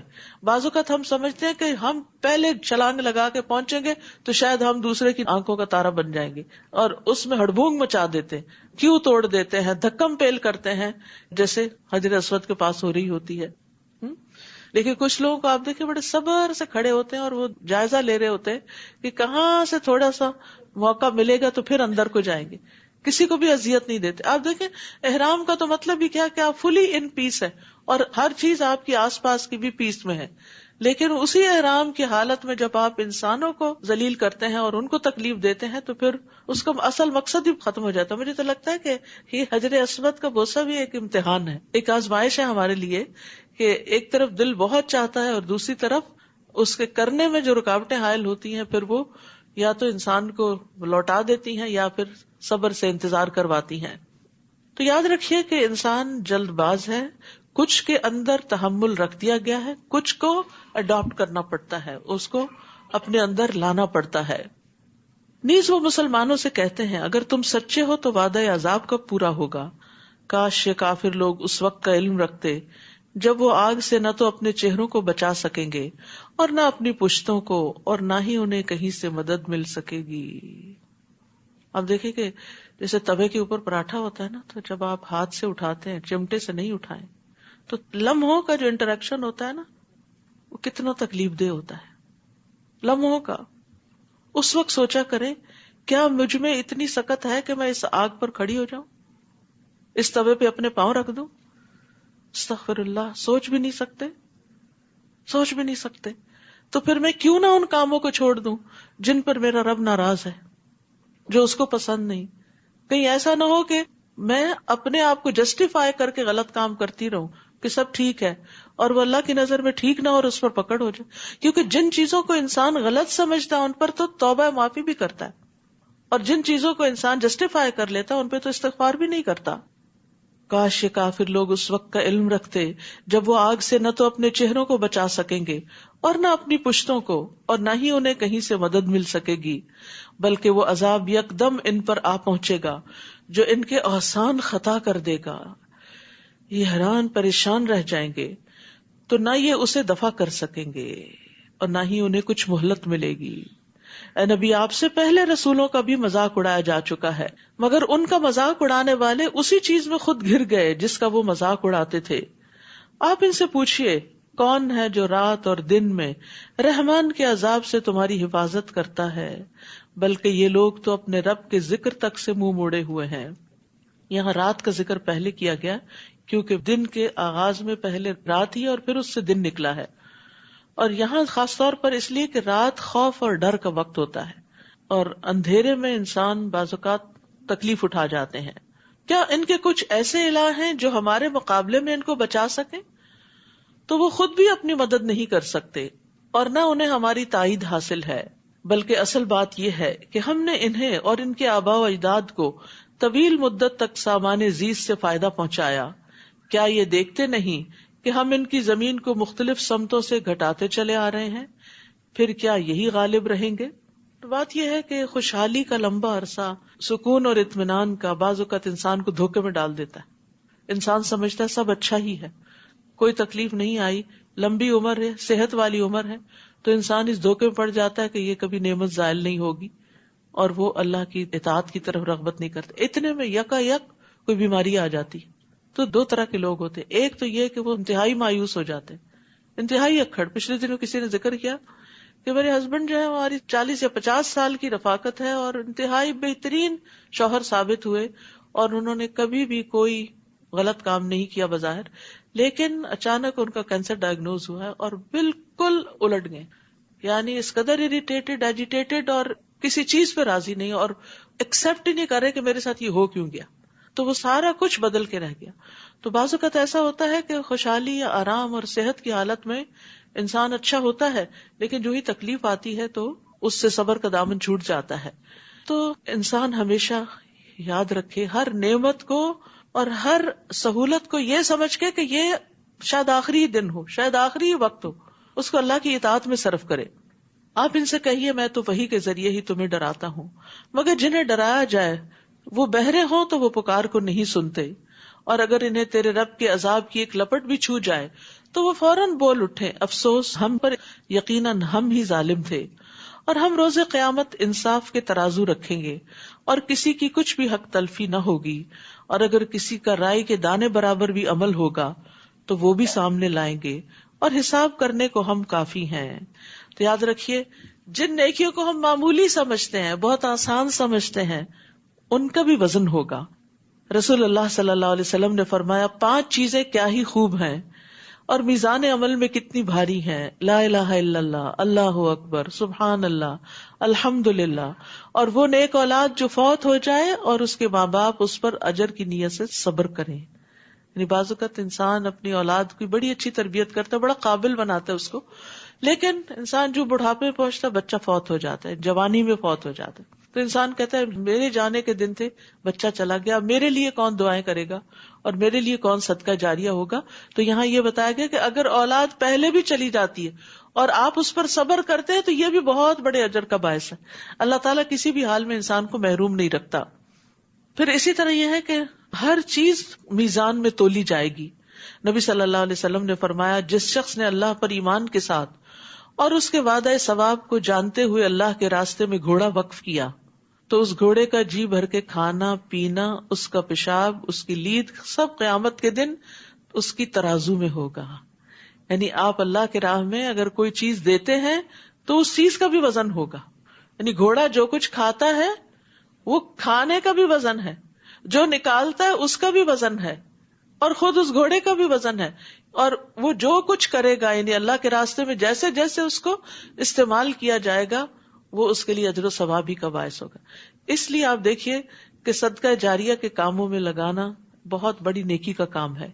یا تو گھوڑا تیار کرنے کی بات ہے نا، آپ کسی انسان کو تیار کرتے ہیں، آپ اس کو پڑھاتے ہیں، لکھاتے ہیں، یعنی فی سبیل اللہ اپنی اولاد کو لگاتے ہیں کہ ان سے کسی قسم کی دنیا کا فائدہ نہیں اٹھاتے بلکہ ان کو دین کے لیے وقف کرتے ہیں. تو جو آپ نے ان پہ مال لگایا، جو انہوں نے عمل کیے اور جو ان کے آگے صدقہ جاریہ بنا، وہ سارا آپ کی میزان میں آئے گا. مثلا یہی ایک بلڈنگ ہے، ایک مثال کے طور پر جس میں آپ بیٹھے ہیں، یہ پنکھا جو چل رہے ہیں، یہ جو لائٹس استعمال ہو رہی ہیں، یہ جن لوگوں کا بھی اس میں حصہ جائے گا وہ ان کے لیے صدقہ جاریہ بنے گا. یہ ساری چیزیں بھی بیچ میں تولی جائیں گی، یعنی میزان میں اعمال بھی تولے جائیں گے اور اعمال جو ہیں وہ مختلف شکلوں کی صورت میں آئیں گے اور خود انسان بھی تولے جائیں گے. اور اسی لیے ایک حدیث میں آتا ہے کہ ایک کافر جو دنیا میں بہت موٹا تازہ ہوگا، قیامت کے دن میزان میں مچھر کے پر برابر بھی اس کا وزن نہیں ہوگا. لیکن حضرت عبداللہ بن مسعود جن کی پنڈلیاں بہت پتلی تھی کہ تیز ہوا بھی چلتی تو ذرا ہلنے لگتے تھے تو لوگ ان کے اوپر حیران ہوتے تھے. تو آپ فرماتے ہیں یہ پنڈلیاں میزان میں احد پہاڑ سے بھی زیادہ وزنی ہیں. تو انسان جو کچھ بھی اللہ کے راستے میں وقف کرتا ہے، ایک ٹیبل ہی، ایک چیئر ہی، کوئی بھی چیز جو دیتا ہے، تو یہ سارا کچھ انسان کے لیے ایک جاری صدقہ بن جاتا ہے. اور اس کے ساتھ اس کے میزان میں ان سے جتنی جتنی خیر نکلی وہ سب تولی جاتی ہیں. پھر اسی طرح شہادتین کا بھی وزن ہے، یعنی اشہد ان لا الہ الا اللہ و اشہد ان محمد الرسول اللہ جب آپ کہتے ہیں تو یہ بھی میزان میں رکھے جائیں گے اور میزان کا پلڑا جھک جائے گا. ان کلمات کی بھی اتنی زیادہ قیمت ہے. پھر فرمایا وَلَقَدْ آتَيْنَا مُوسَى وَهَارُونَ الْفُرْقَانَ وَضِيَاءً وَذِكْرًا لِلْمُتَّقِينَ، اور بلا شبہ ہم نے موسیٰ اور ہارون کو جو کتاب دی تھی یعنی تورات، وہ حق و باطل میں فرق کرنے والی تھی اور ایسے پرہیزگاروں کے لیے روشنی اور نصیحت تھی جو اپنے رب سے بن دیکھے ڈرتے ہیں اور وہ روز قیامت سے ڈرتے رہتے ہیں. اور یہ قرآن بھی ایسی ہی بابرکت نصیحت ہے. وَهَذَا ذِكْرٌ مُبَارَک، یہ ذکر جو اس وقت آپ سن رہے ہیں یہ برکت والا ہے. برکت کا مطلب ہوتا ہے کسی چیز میں اضافہ ہونا اور اس کا قائم رہ جانا، یعنی نمو بھی اور ثبات بھی. تو قرآن کے ذریعے جو علم حاصل کرتے ہیں ہم، اس پر جب ہم عمل کرتے ہیں تو کیا ہوتا ہے، نیکیاں ملٹی پلائی ہوتی ہیں، زیادہ سے زیادہ بڑھتی چلی جاتی. جیسے ابھی میں نے صدقہ جاریہ کی بات کی، ایک ریمائنڈر ہو گیا نا، لیکن جب حدیث کے ساتھ ملا کے ہم نے بات سنی تو ہمیں زیادہ سمجھ آئی کہ کیا کچھ نہیں تولا جائے گا اور کتنا بڑھ جائے گا وہ. تو اس میں آپ دیکھیے کہ یہ سب باتیں کہاں سے پتہ چلتی ہیں، یہ قرآن سے پتہ چلتی اور قرآن کی وضاحت جو نبی صلی اللہ علیہ وسلم نے کی اس سے پتہ چلتی. تو ایسی مجالس بھی بابرکت، ایسا کلام بھی بابرکت، اس کا ذکر بھی بابرکت. اور پھر ان نیکیوں کی وجہ سے انسان کے اپنے اندر تبدیلی آتی، یعنی صدقہ صرف دوسرے کو فائدہ نہیں دیتا، اس کا ریوارڈ آپ کو دنیا میں بھی ملتا ہے. آپ کے اندر کی تنگی اور سینے کی گھٹن دور ہوتی ہے. اور پھر اس کے ساتھ ساتھ یہ کہ اس سے جو خیر آگے پھیلتی، اس خیر میں بھی آپ کا حصہ ہوتا ہے. مثلا آپ نے کسی ڈاکٹر بننے والے بچے کی فیس پے کر دی، ہو سکتا ہے کل کسی وقت آپ بیمار ہو اور وہی آپ کے علاج پہ کھڑا ہو، اور ایسے کئی واقعات سنے بھی گئے. آپ نے کسی حفظ کرنے والے بچے کو تیار کر دیا تو ہو سکتا ہے کہ کل جب آپ مر جائیں تو وہی آپ کا جنازہ پڑھانے والا ہو. یعنی یو نیور نو کہ آپ کی نیکی دنیا میں بھی کس طرح واپس آپ ہی کے کام آنے والی ہے. وَلَقَدْ آتَيْنَا إِبْرَاهِيمَ رُشْدَهُ مِن قَبْلُ وَكُنَّا بِهِ عَالِمِينَ، اور اس سے بھی پہلے ہم نے ابراہیم کو ہوش مندی بخشی تھی، سمجھ بوجھ دی تھی، اور ہم اس کے حال سے خوب واقف تھے جب اس نے اپنے باپ اور اپنی قوم سے کہا تھا کہ یہ مورتیاں کیا ہیں جن کے آگے تم بندگی کے لیے بیٹھے رہتے ہو. وہ کہنے لگے ہم نے اپنے آباء و اجداد کو ان کی عبادت کرتے ہی پایا ہے. آپ دیکھ رہے ہیں ہمیشہ جہاں بتوں کی عبادت کی دلیل پوچھی جاتی تو ایک ہی ہوتی ہے ہر قوم میں. وہ کیا ہے، ہمیں نہیں پتا، ہمارے باپ دادا یہ کرتے تھے، ہم ان کی عزت کرتے ہیں اس لیے ان کی ٹریڈیشن کو لے کے چل رہے ہیں، حالانکہ یہ تو کوئی دلیل نہیں. حضرت ابراہیم نے کہا پھر تو تم بھی اور تمہارے آباء و اجداد بھی کھلی گمراہی میں پڑے ہوئے ہو. وہ کہنے لگے کیا تو ہمارے پاس کوئی سچی بات لایا ہے یا ویسے ہی دل لگی کر رہا ہے؟ اس نے جواب دیا دل لگی نہیں بلکہ سچی بات یہی ہے کہ تمہارا رب وہی ہے جو آسمانوں اور زمین کا مالک ہے، جس نے انہیں پیدا کیا، اور میں اس بات پر گواہی دیتا ہوں، اور اللہ کی قسم میں تمہارے چلے جانے کے بعد تمہارے بتوں سے ضرور 2 ہاتھ کروں گا. چنانچہ بڑے بت کو چھوڑ کر باقی سب بتوں کو ابراہیم نے ٹکڑے ٹکڑے کر دیا تاکہ وہ اس بڑے بت کی طرف رجوع کریں۔ وہ کہنے لگے ہمارے معبودوں کا یہ حال کس نے کر دیا؟ بلا شبہ وہ بڑا ظالم ہے۔ بعض لوگ کہنے لگے ہم نے ایک نوجوان کو ان بتوں کا ذکر کرتے سنا تھا جس کا نام ابراہیم ہے۔ وہ کہنے لگے پھر اسے لوگوں کے سامنے لاؤ تاکہ وہ دیکھ لیں کہ ہم اس سے کیا کرتے ہیں۔ جب ابراہیم آ گئے تو انہوں نے پوچھا ابراہیم ہمارے معبودوں سے یہ کارستانی تم نے کی ہے؟ ابراہیم نے جواب دیا نہیں، بلکہ ان کے بڑے بت نے ہی کچھ کیا ہوگا تاکہ وہ سوچے، لہٰذا ان ٹوٹے ہوئے بتوں سے ہی پوچھ لو اگر بولتے ہوں۔ پھر انہوں نے اپنے دل میں سوچا تو کہنے لگے ظالم تو تم خود ہو، غلطی تو ہماری ہی ہے، یہ بت تو کچھ نہیں سنتے کرتے بولتے۔ پھر لاجواب ہو کر شرم کے مارے سر نگوں ہو گئے، یعنی تھوڑی دیر کے لیے روشنی ہوئی اور کہنے لگے یہ تو تمہیں معلوم ہی ہے کہ یہ بت بولتے نہیں۔ اپنی عاجزی کا بھی اعتراف کیا، اپنی غلطی کا ایک طرح سے۔ اس پر ابراہیم نے کہا پھر کیا تم ایسی چیزوں کی عبادت کرتے ہو جو نہ تمہیں کچھ فائدہ دے سکیں اور نہ نقصان پہنچا سکیں؟ اف لکم ولما تعبدون من دون اللہ افلا تعقلون، تف ہے تم پر اور ان پر بھی جنہیں تم اللہ کے سوا پوچھتے ہو، کیا تم ذرا بھی نہیں سوچتے؟ وہ بولے اگر تمہیں کچھ کرنا ہے تو ابراہیم کو جلا ڈالو اور اس طرح اپنے معبودوں کی امداد کرو۔ انہوں نے تو اتنی بڑی چال چلی، قلنا یا نار کونی بردن وسلاما علی ابراہیم، ہم نے آگ کو حکم دیا اے آگ تو ابراہیم پر ٹھنڈی اور سلامتی والی بن جا۔ سبحان اللہ، کس طرح لوگ چالیں چلتے ہیں اور کس طرح اللہ سبحانہ تعالیٰ ان کی چالوں کا توڑ کرتے ہیں، کیونکہ آگ بھی تو اللہ کے کنٹرول میں ہے نا۔ اگر وہ جلاتی ہے تو اللہ کے اذن سے جلاتی ہے، اور اگر وہ ٹھنڈی ہوتی ہے تو بھی اللہ کا حکم ہے تو ٹھنڈی ہو جاتی۔ اور یہاں پر بردن بھی کہا اور سلامن بھی کہا۔ روایت میں آتا ہے کہ اگر اللہ سبحانہ تعالی سلامن نہ کہتے تو آگ کی ٹھنڈک ابراہیم علیہ السلام کی تپش سے بھی زیادہ سخت ہوتی، فریز ہو جاتی، اور اگر اللہ ابراہیم نہ کہتے تو قیامت تک کے لیے آگ ٹھنڈی ہو جاتی۔ تو اس لیے یہ بہت میننگ فل جملہ ہے۔ اور ابراہیم علیہ السلام کی آگ تو سارے جانوروں نے بھی بجھانے کی کوشش کی تھی سوائے چھپکلی کے۔ وہ تو چاہتے تھے کہ ابراہیم کو دکھ پہنچائیں، مگر ہم نے انہیں ہی نقصان میں ڈال دیا۔ سبحان اللہ، کس طرح وہ اپنا سا منہ لے کے رہ گئے ہوں گے، ایک دوسرے سے نظریں بھی کیسے ملاتے ہوں گے، اتنا بڑا معجزہ ان کے سامنے ہو گیا، لیکن نہ ماننے والے پھر بھی نہ مانے۔ اور ہم ابراہیم اور لوط کو ان سے بچا کر اس سرزمین یعنی شام کی طرف لے گئے جس میں ہم نے اہل عالم کے لیے برکتیں رکھی ہیں۔ پھر ہم نے ابراہیم کو اسحاق عطا کیا اور یعقوب اس پر مزید۔ آپ نے صرف بیٹا مانگا تھا، اللہ نے بیٹے کے ساتھ پوتے کی بھی خوشخبری دی اور وہ بھی عطا کر دیا۔ ان میں سے ہر ایک کو ہم نے صالح بنایا تھا۔ ابراہیم علیہ السلام نے دعا کی تھی نا، رب ہب لی من الصالحین، تو اللہ تعالیٰ نے پوری دعا سنی، صرف بیٹا نہیں دیا بلکہ صالح بیٹا عطا کیا۔ تو اللہ کے خزانے وسیع ہیں، آپ جتنا چاہیں مانگتے چلے جائیں۔ ہمارے مانگنے میں کمی ہوتی ہے، ہماری زبانیں گنگ ہو جاتی ہیں، تھوڑی دیر کے بعد الفاظ ہی ختم ہو جاتے ہیں، اور کیا مانگے، لیکن اللہ کو دینے میں کچھ مشکل نہیں۔ نیز ہم نے انہیں پیشوا بنا دیا جو ہمارے حکم سے لوگوں کی رہنمائی کرتے تھے، اور ہم نے ان کی طرف نیک اعمال کرنے، نماز قائم کرنے اور زکوٰۃ ادا کرنے کی وحی کی، اور وہ سب ہمارے عبادت گزار تھے۔ اور لوط کو ہم نے حکمت اور علم عطا کیا اور اس بستی سے نجات دی جس کے رہنے والے گندے کام کرتے تھے، بلا شبہ وہ بہت برے اور نافرمان لوگ تھے۔ اور لوط کو ہم نے اپنی رحمت میں داخل کر لیا کیونکہ وہ بڑے صالح بندے تھے۔ اور نوح کو بھی ہم نے اپنی رحمت میں داخل کیا، جبکہ ان سب سے پہلے انہوں نے ہمیں پکارا۔ اب دیکھیے، پہلے موسیٰ علیہ السلام کا ذکر ہو، اس کے بعد بیکورڈز ابراہیم علیہ السلام، پھر ابراہیم علیہ السلام کے پیچھے نوح علیہ السلام کا ذکر ہے۔ جبکہ ان سب سے پہلے انہوں نے ہمیں پکارا تو ہم نے ان کی دعا قبول کر لی اور انہیں اور ان کے گھر والوں کو شدید بے چینی سے نجات دی۔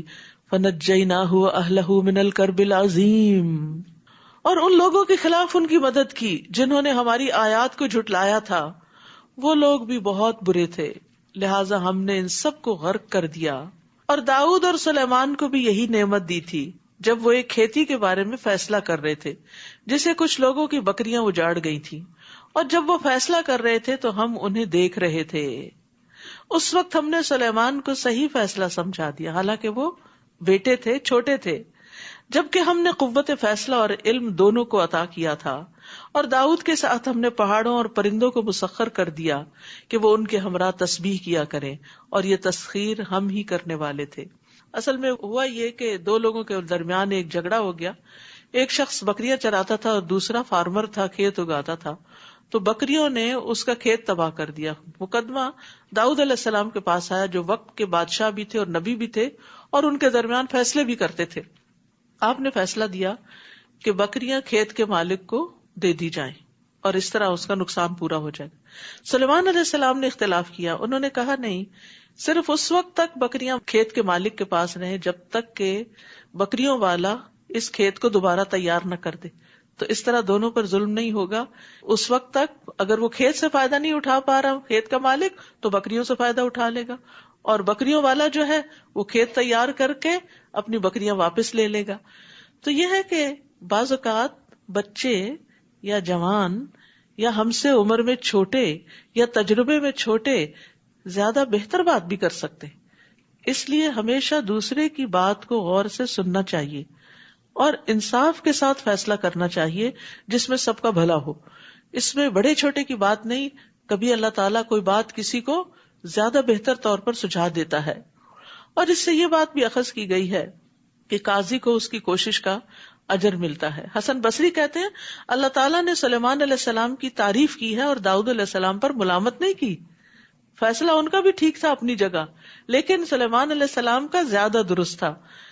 تو عمرو بن عاص کہتے ہیں انہوں نے نبی صلی اللہ علیہ وسلم کو یہ فرماتے ہوئے سنا، جب حاکم یعنی قاضی اپنے اجتہاد سے کوئی فیصلہ کرے پھر وہ فیصلہ صحیح ہو تو اسے دگنا ثواب ملتا ہے، اور اگر فیصلہ کرتے وقت اجتہاد کرے اور غلط کر جائے تو اسے صرف ایک اجر ملتا ہے، یعنی دونوں صورتوں میں اجر ملتا ہے۔ اللہ تعالیٰ کسی کی بھی محنت ضائع نہیں کرتا۔ ہاں، سزا اس صورت میں ملتی ہے جب انسان بغیر توجہ دیے محنت کیے ایسے بس جو دل میں آئے کسی کو کہہ دے، تو وہ نہیں ہونا چاہیے۔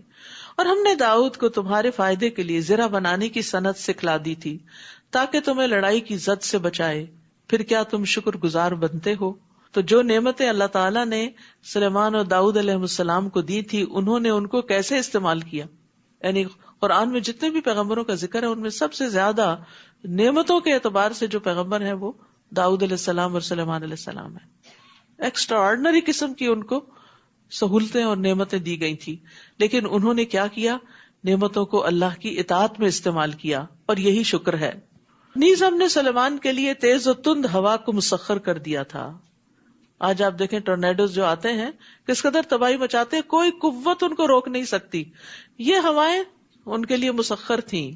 اور جو اس کے حکم سے اس سرزمین کی طرف چلتی تھی جس میں ہم نے برکت رکھی ہے، فلسطین، اور ہم ہر چیز کو خوب جانتے ہیں، شیطانوں کو بھی اس کے تابع بنا دیا تھا، جو اس کے لیے سمندر میں موتی اور جواہرات نکالنے کے لیے غوطہ لگاتے، سمندر سے چیزیں نکال کے لاتے تھے جنات، اور اس کے علاوہ اور بھی کئی کام کرتے تھے، اور ہم ہی ان سب کے محافظ تھے، یعنی جن اصل میں ہمارے کنٹرول میں تھے۔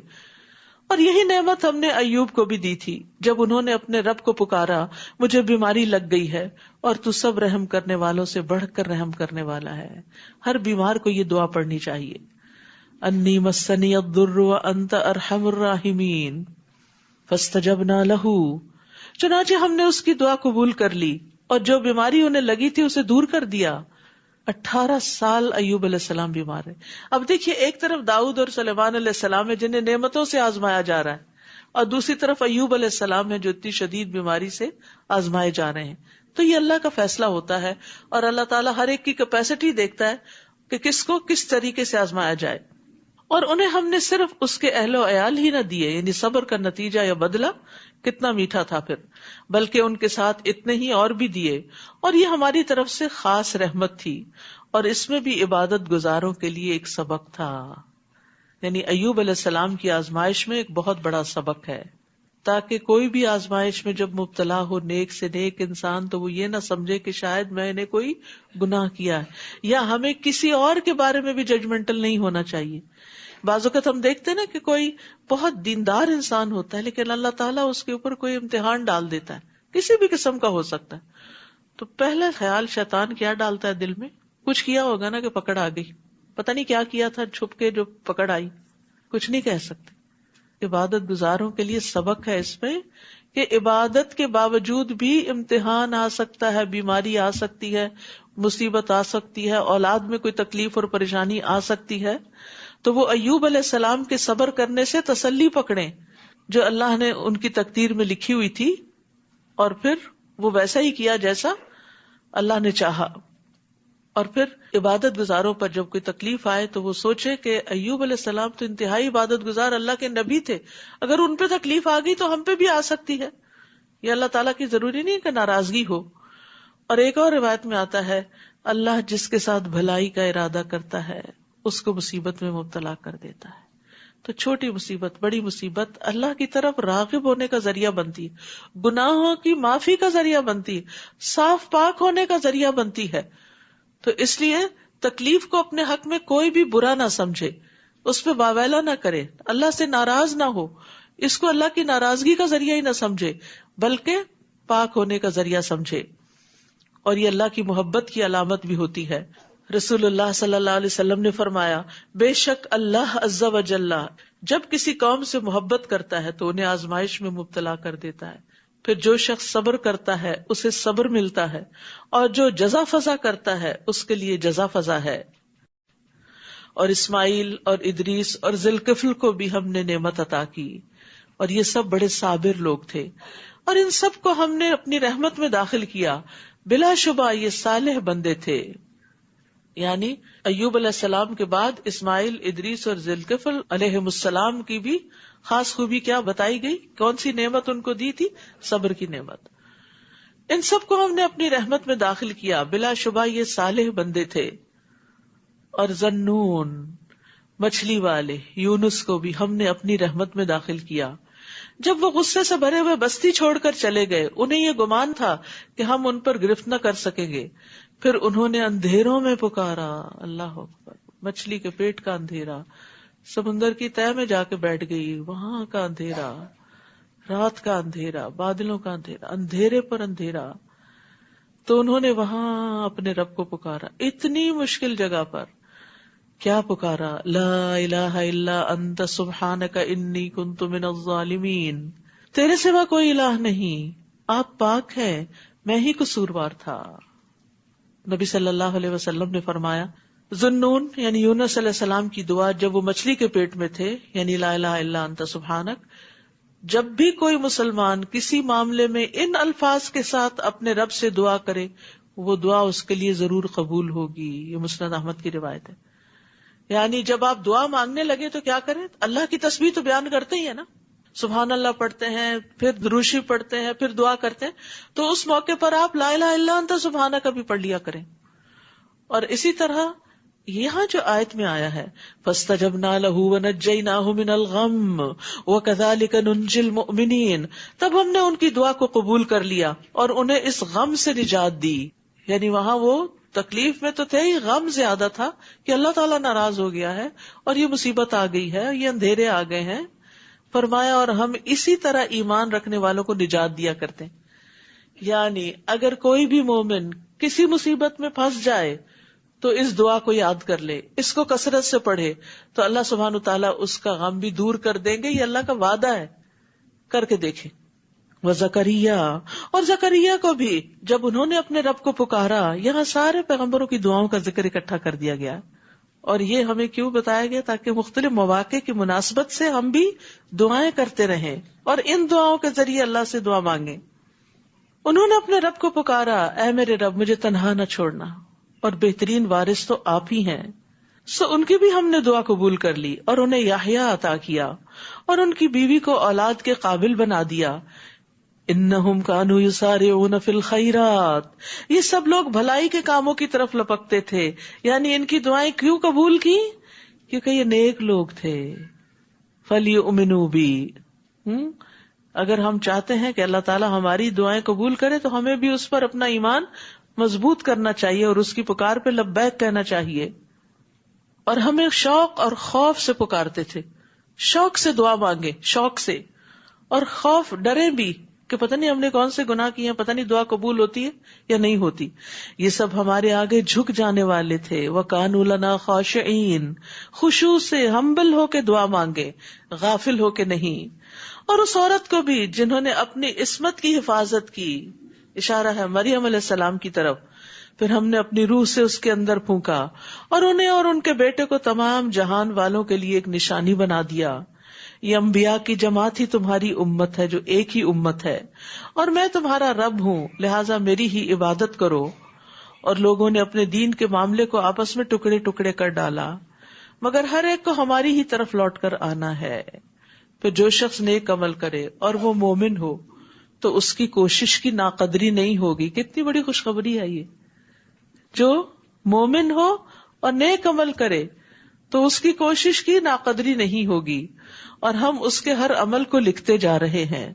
اور جس بستی کو ہم نے ہلاک کر دیا اس کے لیے ممکن نہیں کہ وہ ہمارے پاس لوٹ کر نہ آئے، یعنی انہیں آنا پڑے گا، یہاں تک کہ جب یاجوج و ماجوج کھول دیے جائیں گے. وہ جو سورۃ کہف میں ان کی دیوار کا پڑا تھا نا، تو وہ دیوار جب ہٹ جائے گی وہ اسے توڑ کے نکل آئیں گے. وَهُم مِّن كُلِّ حَدَبٍ يَنسِلُونَ، اور وہ ہر بلندی سے نیچے کو دوڑتے آئیں گے، یعنی اپنے مقرر وقت پر جہاں بھی وہ قید ہیں وہاں سے نکل کے باہر آ جائیں گے. اور اس طرح دوڑتے ہوئے نکلیں گے جیسے کوئی اوپر سے نیچے آتے ہوئے دوڑ لگا رہا ہوتا ہے. اور حدیث میں آتا ہے مسند احمد کی کہ وہ روئے زمین پر چھا جائیں گے، ہر طرف پھیل جائیں گے، اور مسلمان اپنے اپنے شہروں اور قلعوں میں سمٹ جائیں گے. یاجوج ماجوج لوگوں کے مویشیوں کو پکڑ لیں گے، زمین کا سارا پانی پی جائیں گے، حتیٰ کہ ان میں سے کچھ لوگ ایک نہر سے گزریں گے تو اس کا سارا پانی پی کر خشک کر دیں گے. پھر ان کے بعد کچھ اور لوگ وہاں سے گزریں گے تو کہیں گے یہاں کبھی پانی کی نہر ہوتی تھی. پھر عیسیٰ علیہ السلام اور ان کے ساتھی گڑ گڑا کے دعا کریں گے تو یاجوج ماجوج پر ان کی گردنوں میں کیڑے کا عذاب نازل کر دیا جائے گا، تو وہ سب ایک انسان کے مرنے کی طرح سارے اکٹھے ہی مر جائیں گے. اور پھر زمین پہ انتہائی گندگی اور بدبو پھیل جائے گی. تو اللہ تعالیٰ لمبی لمبی گردنوں والے پرندے بھیجیں گے جو اٹھا کر انہیں جہاں چاہے گا اللہ پھینک دیں گے. پھر ایسی بارش بھیجے گا اللہ جس سے کوئی گھر اینٹوں کا یا اون کا اس کو کوئی اوٹ نہیں ہوگی، یعنی ہر جگہ بارش ہوگی، اور زمین کو دھو کر شیشے کی طرف صاف چھوڑ دے گی. تو یہ یاجوج ماجوج قیامت سے پہلے آئیں گے زمین پر. وَاقْتَرَبَ الْوَعْدُ الْحَقُّ، اور سچا وعدہ قیامت نزدیک آ جائے گا، یعنی یاجوج ماجوج کے بعد. تو اس وقت کافروں کی آنکھیں یکا یک پتھرا جائیں گی اور وہ کہیں گے افسوس، ہم تو اس سچے وعدے سے غفلت میں ہی پڑے رہے، بلکہ ہم خطا کار تھے. اللہ تعالیٰ فرمائے گا تم بھی اور جنہیں تم اللہ کے سوا پوچھتے رہے سب جہنم کا ایندھن ہے، وہیں تم کو جانا ہے. اگر یہ معبود واقعی الہ ہوتے تو کبھی جہنم میں نہ جاتے، ان سب کو ہمیشہ جہنم میں رہنا ہوگا. وہ وہاں اس طرح پھنکاریں گے کہ اس میں اور کوئی آواز نہ سن سکیں گے. ان کی اپنی چیخیں اتنی بلند ہوں گی کہ باقی چیخیں ان کو سنائی نہیں دے گی. بلا شبہ جن لوگوں کے لیے ہماری طرف سے پہلے ہی بھلائی مقدر ہو چکی ہے وہ دوزخ سے دور رکھے جائیں گے، وہ اس کی آہٹ تک نہ سنیں گے، اور وہ اپنے دل پسند نعمتوں میں ہمیشہ رہیں گے. یہ انتہائی گھبراہٹ کا وقت انہیں غمگین نہ کرے گا، اور فرشتے آگے بڑھ کر ان سے ملیں گے اور کہیں گے یہی وہ دن ہے جس کا تم سے وعدہ کیا گیا تھا. اس دن ہم آسمان کو یوں لپیٹ دیں گے جیسے تحریروں کا تومار لپیٹ دیا جاتا. پہلے زمانے میں اسکرولز کے اوپر لوگ لکھا کرتے تھے اور لکھ کر اس کو رول کر دیتے تھے. جس طرح ہم نے تمہاری تخلیق کی ابتدا کی تھی، یعنی جس طرح یہ اسپریڈ کیا تھا اسکرول، قیامت کے وقت پھر واپس لپٹ آئے گا، اسی طرح اس کا اعادہ کریں گے. یہ ہمارے ذمے ایک وعدہ ہے اور ہم یہ کر کے رہیں گے. اور زبور میں ہم نے نصیحت کے بعد یہ لکھ دیا تھا کہ زمین کے وارث میرے نیک بندے ہوں گے. بلا شبہ اس ارشاد الہی میں عبادت گزاروں کے لیے بڑی خبر ہے کہ عبادت کے ساتھ انہیں زمین کی وراثت بھی ملے گی. وما ارسلناک الا رحمتا للعالمین، اور ہم نے آپ کو تمام دنیا والوں کے لیے رحمت بنا کر بھیجا ہے، یعنی نبی صلی اللہ علیہ وسلم کو. کیونکہ جب تک آپ موجود تھے اس وقت تک اللہ نے فرمایا کہ وہ عذاب نہیں دے گا. آپ دشمنوں کے لیے بھی سراپا رحمت تھے. آپ سے کہا گیا اللہ کے رسول صلی اللہ علیہ وسلم مشرکین کے لیے بد دعا کیجیے، تو آپ نے فرمایا مجھے لعنت کرنے والا بنا کے نہیں بھیجا گیا بلکہ مجھے تو رحمت بنا کر بھیجا گیا ہے. اور قیامت کے دن بھی آپ مومنوں کے لیے باعث رحمت ہوں گے کہ آپ کی سفارش سے کچھ لوگ جہنم میں جانے سے بچ جائیں گے، کچھ لوگ جہنم سے نکالے جائیں گے. آپ ان سے کہہ دیجئے میری طرف تو جو وحی کی جاتی ہے وہ یہ ہے کہ تمہارا الہ صرف ایک ہی الہ ہے، پھر کیا تم سر تسلیم خم کرتے ہو؟ پھر اگر وہ منہ موڑ لیں تو ان سے کہیے کہ میں نے تو تم سب کو علل اعلان خبردار کر دیا ہے، اور میں نہیں جانتا کہ جو وعدہ تم سے کیا جاتا ہے وہ نزدیک ہے یا دور. اللہ تعالیٰ وہ باتیں بھی جانتا ہے جو بآواز بلند کی جاتی ہیں اور وہ بھی جنہیں تم چھپا کر کرتے ہو، اور میں نہیں جانتا کہ شاید یہ عذاب میں تاخیر تمہارے لیے ایک فتنہ ہو اور تمہیں ایک معینہ مدت تک مزے اڑانے کا موقع دیا جا رہا ہو. قال رب احکم بالحق وربنا الرحمن المستعان علی ما تصفون. آخر کار پیغمبر نے کہا اے میرے رب حق کے ساتھ فیصلہ کر دے، اور لوگوں جو کچھ تم بیان کرتے ہو اس کے مقابلے میں ہمارا رب رحمان ہی ہے جس سے مدد طلب کی جا سکتی ہے. سورۃ الحج. بسم اللہ الرحمن الرحیم.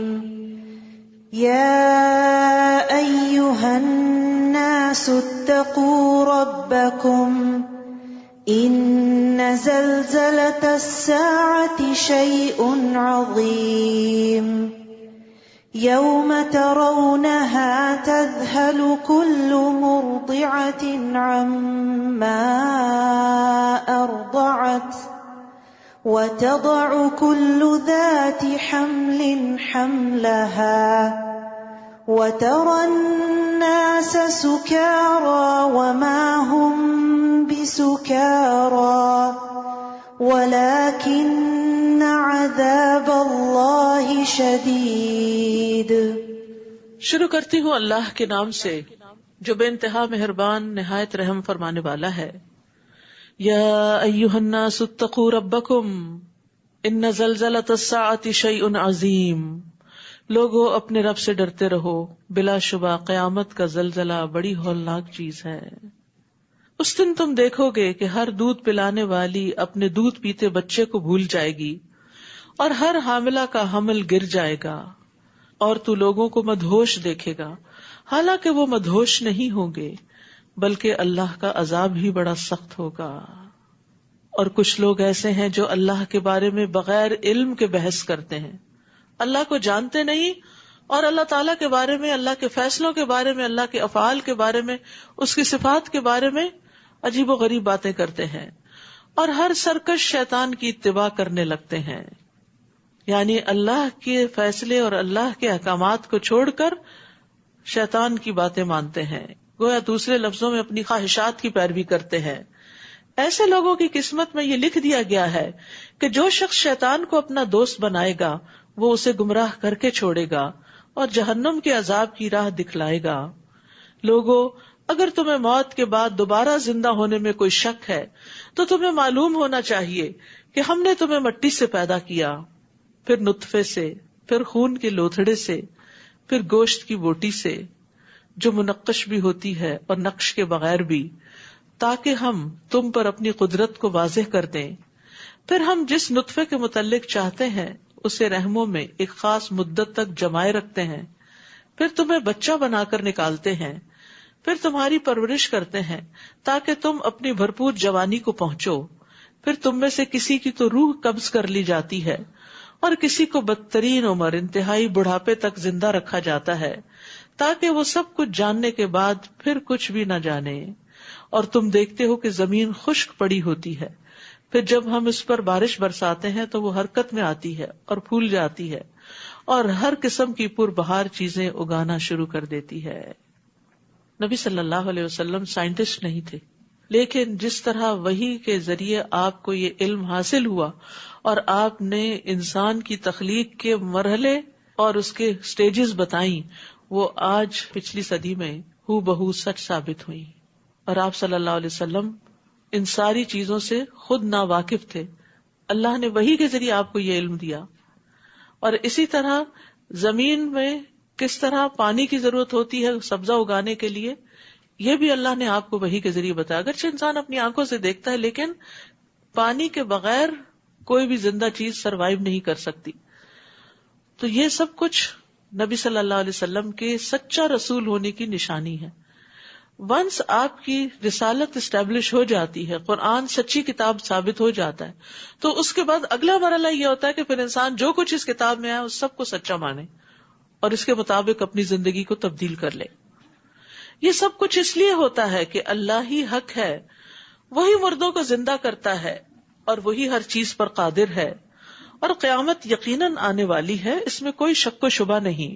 اور اللہ تعالیٰ ضرور ان لوگوں کو زندہ کر کے اٹھائے گا جو قبروں میں پڑے ہیں، چاہے کتنی ہی لیئرز کے نیچے ہیں، سب اٹھیں گے. اور کچھ لوگ ایسے ہیں جو بغیر علم، ہدایت اور روشنی بخشنے والی کتاب کے اللہ کے بارے میں بحث کرتے ہیں. اللہ سبحانہ وتعالیٰ کا تعارف قرآن کے ذریعے حاصل ہوتا ہے. نبی صلی اللہ علیہ وسلم کے ذریعے ہمیں پتہ چلتا ہے کہ ہمارا رب کون ہے، اور وہ ہمیں پتہ کرنا چاہیے. لیکن کچھ لوگ علم حاصل نہیں کرتے، رب کے بارے میں معرفت حاصل نہیں کرتے، لیکن ایسی باتیں کرتے ہیں جو زیبا نہیں دیتی رب کو. اور پھر خاص طور پر اللہ تعالیٰ کی توحید کے بارے میں شک کرتے ہیں، یا پھر قیامت کے آنے کے بارے میں شک کرتے ہیں، اور ازراہ تکبر حق سے اپنا پہلو موڑ لیتے ہیں تاکہ دوسروں کو بھی اللہ کے راہ سے بہکا دیں. جب ایک شخص دین چھوڑ کے نکلتا ہے، مرتد ہوتا ہے، تو پھر لائن لگ جاتی ہے. ایسے شخص کے لیے دنیا میں رسوائی ہے، یعنی جو گمراہی کا لیڈر ہو، اور قیامت کے دن ہم اس کو جلا دینے والے عذاب کا مزہ چکھائیں گے. بعض اوقات ہمارے بچے چل پڑتے ہیں نا آزادی کے نام پر، پھر اللہ تعالیٰ نے یہ کیوں کیا، یہ کیوں بنایا، ایسا کیوں کیا. سوال ہر ایک کے ذہن میں آتا ہے. یہ سوال بھی ادب سے کرنے چاہیے. جب آپ کا بچہ ایسے سوال کرنے لگے تو جواب دینے سے پہلے ادب سکھائیں، اور یہ پوچھیں کہ اللہ تعالیٰ بڑا ہے یا تمہاری عقل بڑی ہے؟ کون بہتر سوچ سکتا ہے؟ وہی جس نے یہ سب کچھ بنایا ہے، جس کی طے تو کیا سرفس تک بھی نہیں ہم پہنچے، اور ہم اللہ کی ذات کو چیلنج کرتے، یا اس کی بات صفات کو ہی نہ مانے، یا اس کی صفات یعنی وہ خالق ہے تو یہ کیوں بنا دیا اور وہ کیوں بنا دیا. اس کے بنانے میں جو حکمت ہے وہ اس کو پتا ہے. ہم معلوم کریں، اگر ہو جائے تو بہت اچھا، اگر نہیں معلوم ہو تو ایمان بالغیب اسی کا نام ہے کہ جو حقیقتیں ہم نے دیکھی نہیں ان کو بھی مان لیں، کیونکہ اللہ تعالیٰ بتا رہا ہے کہ وہ حقیقت ہے، جیسے آخرت. اور کہیں گے یہ تیرے اپنے ہی اعمال کا بدلہ ہے جو تو نے آگے بھیجے تھے، ورنہ اللہ اپنے بندوں پر کبھی ظلم نہیں کرتا. اور لوگوں میں کوئی ایسا بھی ہے جو کنارے پر کھڑا ہو کر اللہ کی عبادت کرتا ہے، اگر اسے کچھ فائدہ ہو تو اسلام سے مطمئن ہو جاتا ہے. یعنی ایسے ہی شکوک و شبہات کرنے والے بظاہر مسلمانوں کے گھروں میں پیدا ہونے والے، اگر وہ امتحان میں پاس ہو جائیں، جاب اچھی مل جائے تو پھر اللہ تعالیٰ بہت اچھے ہیں، اور اگر کوئی مصیبت پڑ جائے تو الٹا پھر جاتا ہے. ایسے شخص نے دنیا کا بھی نقصان اٹھایا اور آخرت کا بھی، یہ ہے سری خسارہ.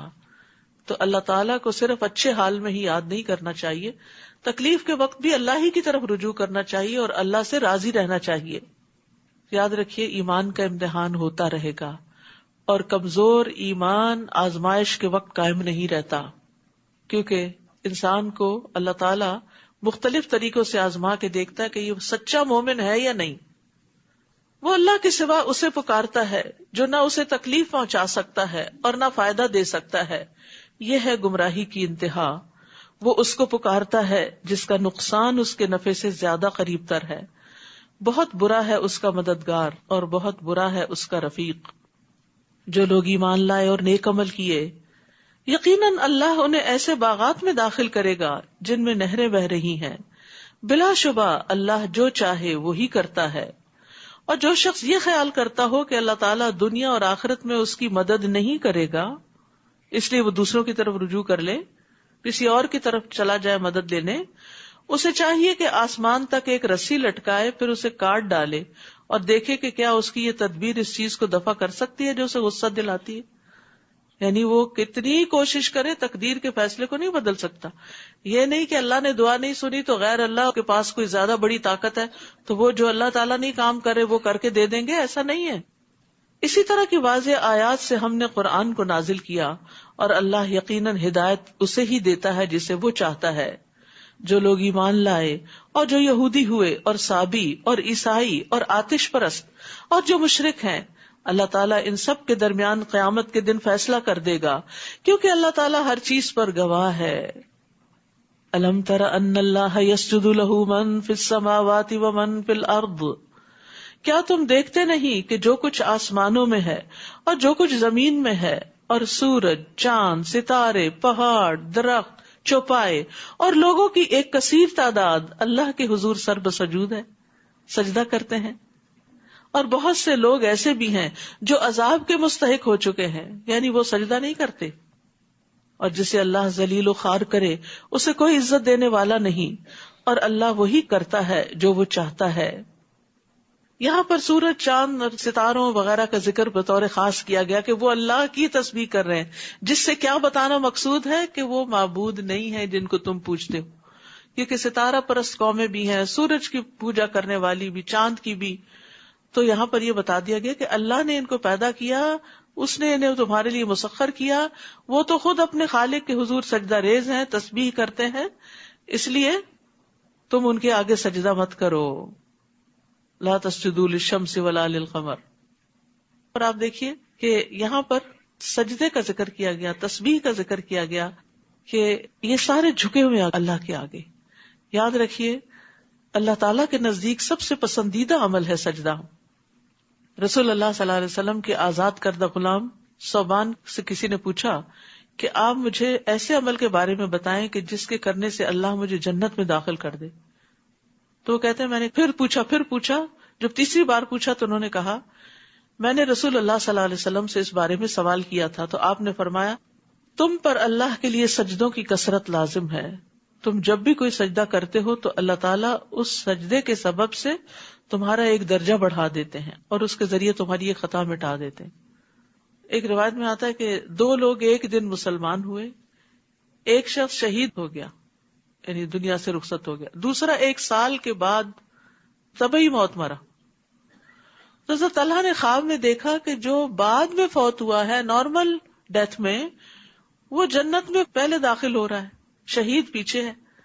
تو وہ بڑے پریشان ہوئے کہ ہم نے تو شہید کا درجہ زیادہ بڑا سمجھا ہوا ہے۔ تو نبی صلی اللہ علیہ وسلم کے پاس آئے تو آپ نے فرمایا کہ تمہیں اس بات سے تعجب ہے، کیا تم نہیں جانتے کہ اس نے اس 1 سال میں کتنے سجدے کیے، کتنی نمازیں پڑھی، کتنے روزے رکھے، کتنی اور نیکیاں کی۔ تو زندگی کا ہر دن بڑا قیمتی ہے، حرص رکھیں کہ اللہ لمبی عمر نیکیوں سے بھرپور دے، کیونکہ جتنے زیادہ دن آپ نیکی کریں گے اتنا ہی زیادہ فائدہ ہوگا۔ اچھا بعض لوگ کہتے ہیں بڑھاپے میں کر لیں گے، کیا پتا بڑھاپا آئے یا نہ آئے، اور بڑھاپے کی عبادت تو ویسے انسان کو خود بھی نہیں پتا ہوتی کہ کیا کر رہا ہے، نماز میں سو جاتا ہے، سجدے میں سو جاتا ہے، وضو کی مشکل ہو جاتی ہے اور کئی مسائل ہو جاتے ہیں۔ تو جو وقت ہے جب ہمت طاقت ہے تو زیادہ سے زیادہ اللہ کے حضور سجدے کر لیں، اور یہ رمضان الحمدللہ ایسا موقع ہے کہ جس میں انسان عام دنوں کی نسبت بہرحال سجدے زیادہ کرتا ہے۔ اور حدیث میں آتا ہے آگ ابن آدم کے ہر عضو کو کھا لے گی سوائے سجدوں کی جگہ کے، یعنی اگر کوئی نمازی کسی اور حرام کاری کی وجہ سے جہنم میں جاتا ہے تو اس کے بھی سجدے کے اعضاء آگ سے محفوظ رہیں گے۔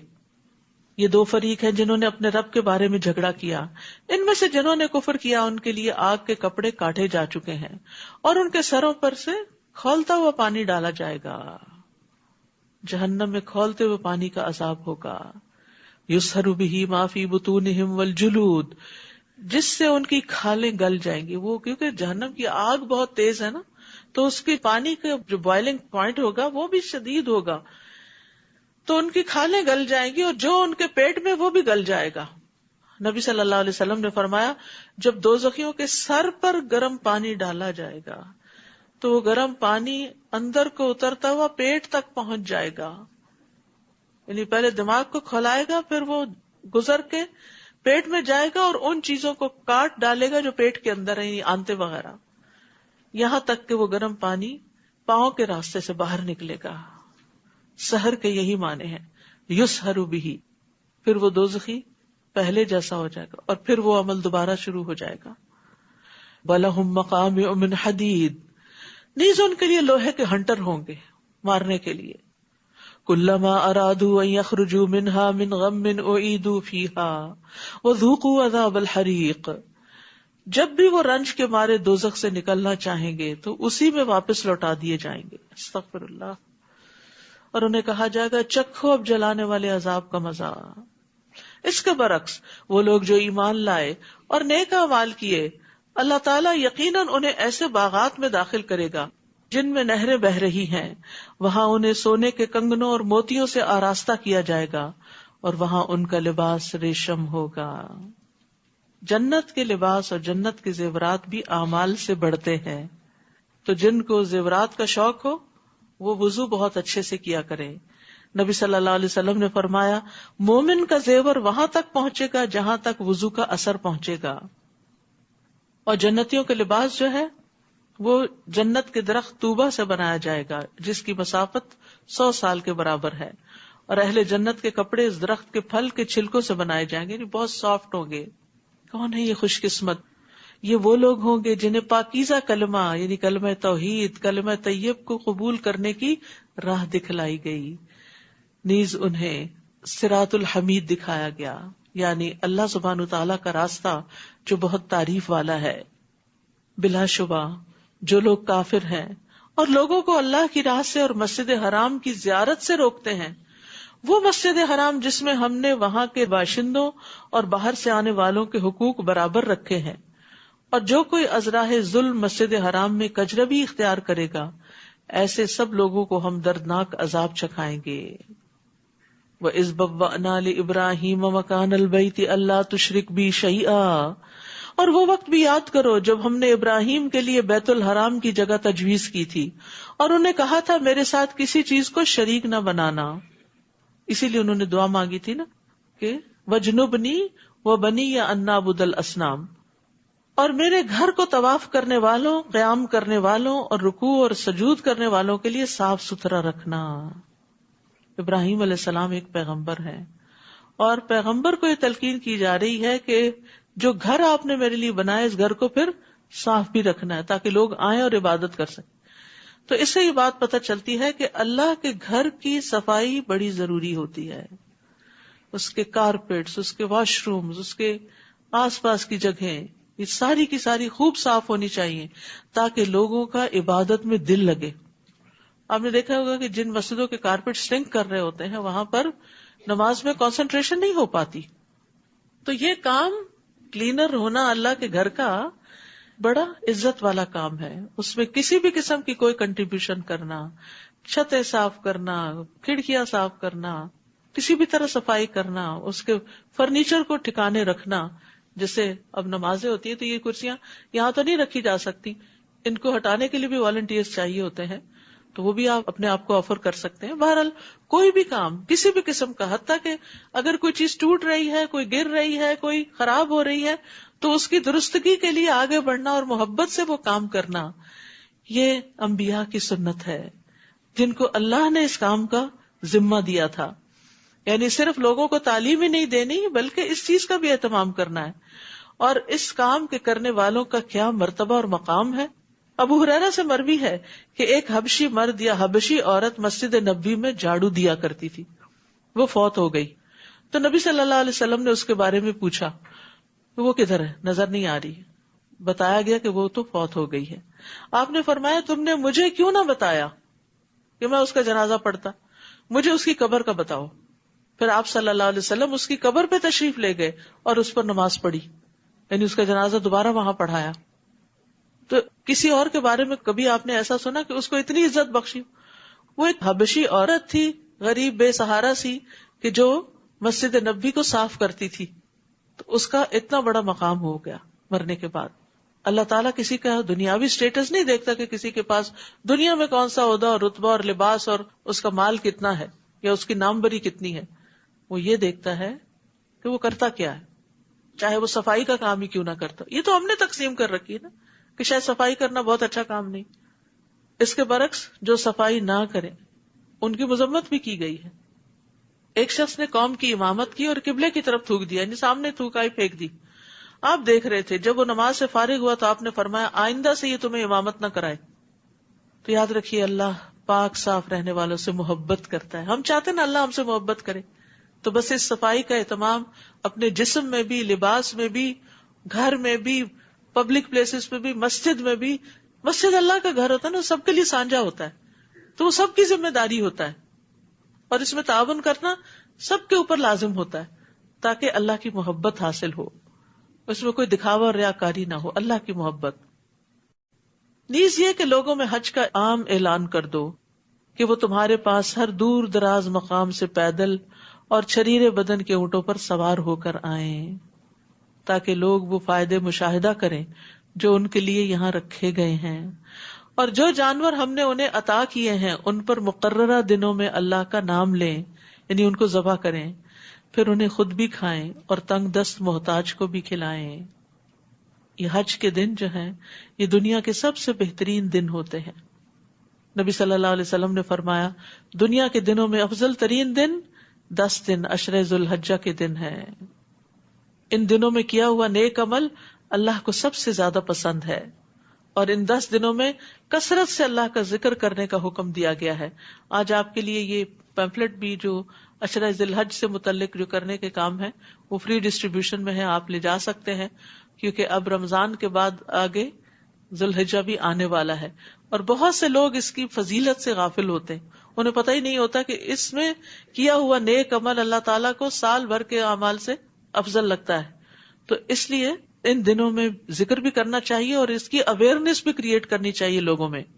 پھر اپنا میل کچیل دور کریں اور اپنی نظریں پوری کریں اور اس قدیم گھر کا طواف کریں۔ حج کے کچھ مناسک بتائے جا رہے ہیں۔ یہ تھا کعبہ کا مقصد، اور جو شخص اللہ کی احترام والی چیزوں کی تعظیم کرے تو یہ بات اس کے رب کے ہاں اس کے لیے بہتر ہے۔ نیز تمہارے لیے چوپائے حلال کیے گئے ہیں سوائے ان کے جو تمہیں بتائے جا چکے ہیں، لہذا بتوں کی گندگی سے بچو اور جھوٹی بات سے بھی بچو۔ یعنی جس طرح نجاست جسموں کو چمٹ جاتی ہے، اسی طرح شرک کی نجاست جو ہے وہ روح اور عقل کو چمٹ جاتی ہے، مانوی نجاست ہے یہ۔ اللہ کے لیے یکسو ہو جاؤ اور اس کے ساتھ کسی کو شریک نہ بناؤ، اور جس نے اللہ کے ساتھ کسی کو شریک بنایا تو وہ ایسے ہے جیسے وہ آسمان سے گرے پھر اسے پرندے اچک لے جائیں، یا ہوا اسے کسی دور دراز مقام میں لے جا کے پھینک دے۔ یعنی اس بندے کا پھر کوئی مستقبل نہیں، کوئی ٹھکانہ نہیں، وہ خوار ہو کے رہے گا۔ یہ سب امور قابل اجتناب ہیں، اور جو شخص اللہ کے شاعر کی تعظیم کرے تو یہ بات دلوں کے تقوی سے تعلق رکھتی ہے۔ یعنی یہ تو ریچولز ہیں، لیکن ان ریچولز کی قدردانی اگر انسان اللہ سے ڈرتے ہوئے کرے تو واقعی انسان ایسا متقی ہے۔ تمہیں ان قربانی کے جانوروں سے ایک مقررہ وقت تک فائدہ اٹھانے کا حق ہے، پھر ان کے ذبح کرنے کی جگہ اسی قدیمی گھر کے پاس ہے، منا میں، اور ہم نے ہر امت کے لیے قربانی کا ایک طریقہ مقرر کر دیا ہے تاکہ جو جانور ہم نے انہیں عطا کیے ہیں ان پر وہ اللہ کا نام لیا کریں۔ ان مختلف طریقوں کے باوجود تم سب کا دین ایک ہی ہے کہ تمہارا الہ صرف ایک ہی الہ ہے، لہٰذا اسی کے فرما بردار بن جاؤ، اور اے نبی آپ اللہ کے حضور حاضری دینے والوں کو بشارت دے دیں۔ وبشر المخبتین، اور مخبتین کا ایک معنی ہمبل ہونا بھی ہوتا ہے۔ کون ہے یہ مخبتین، عاجزی کرنے والے؟ الذین اذا ذکر اللہ وجلت قلوبہم، یہ وہ لوگ ہیں کہ جب اللہ کا ذکر کیا جائے تو ان کے دل دہل جاتے، یعنی اللہ سے ڈرتے ہیں۔ ہم بھی اپنے دلوں کا جائزہ لیں کہ کیا ہم اس کیٹیگری میں شامل ہوتے ہیں، اور اگر انہیں کوئی مصیبت پہنچے تو اس پر صبر کرتے ہیں، یعنی اللہ سے ناراض نہیں ہوتے، غلط باتیں منہ سے نہیں نکالتے، اور نماز قائم کرتے ہیں، نماز سے مدد لیتے ہیں، اور جو کچھ ہم نے انہیں دے رکھا ہے اس میں سے خرچ کرتے ہیں۔ تو مخبتین کی 4 صفات ہیں: اللہ کے ذکر کے وقت دلوں کا کانپ اٹھنا، اللہ کے راستے میں پہنچنے والی تکلیفوں پہ صبر کرنا، نماز قائم کرنا اور مال خرچ کرنا۔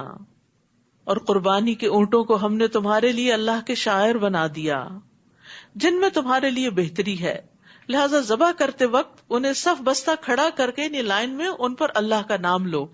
یہ تو آپ کو معلوم ہے نا کہ اونٹ کو کھڑا کر کے ذبح کیا جاتا ہے، اس کا بایاں گھٹنا باندھ دیا جاتا ہے تاکہ وہ رسی توڑا کے بھاگے نہیں جب اس کو برچھی لگے، اور 3 ٹانگوں پہ وہ کھڑا ہوتا ہے تو چھپا کے برچھی لائی جاتی ہے، اور جس کا نشانہ اچھا ہو اچانک آ کے اس کے حلق میں مارتا ہے تو وہاں سے خون کا فوارہ چھوٹ پڑتا ہے، اور پھر اس کے بعد جب زیادہ خون نکل جاتا ہے تو وہ اونٹ پہلو کے بل گر جاتا ہے، جس کی یہاں ڈسکرپشن بیان ہوئی ہے۔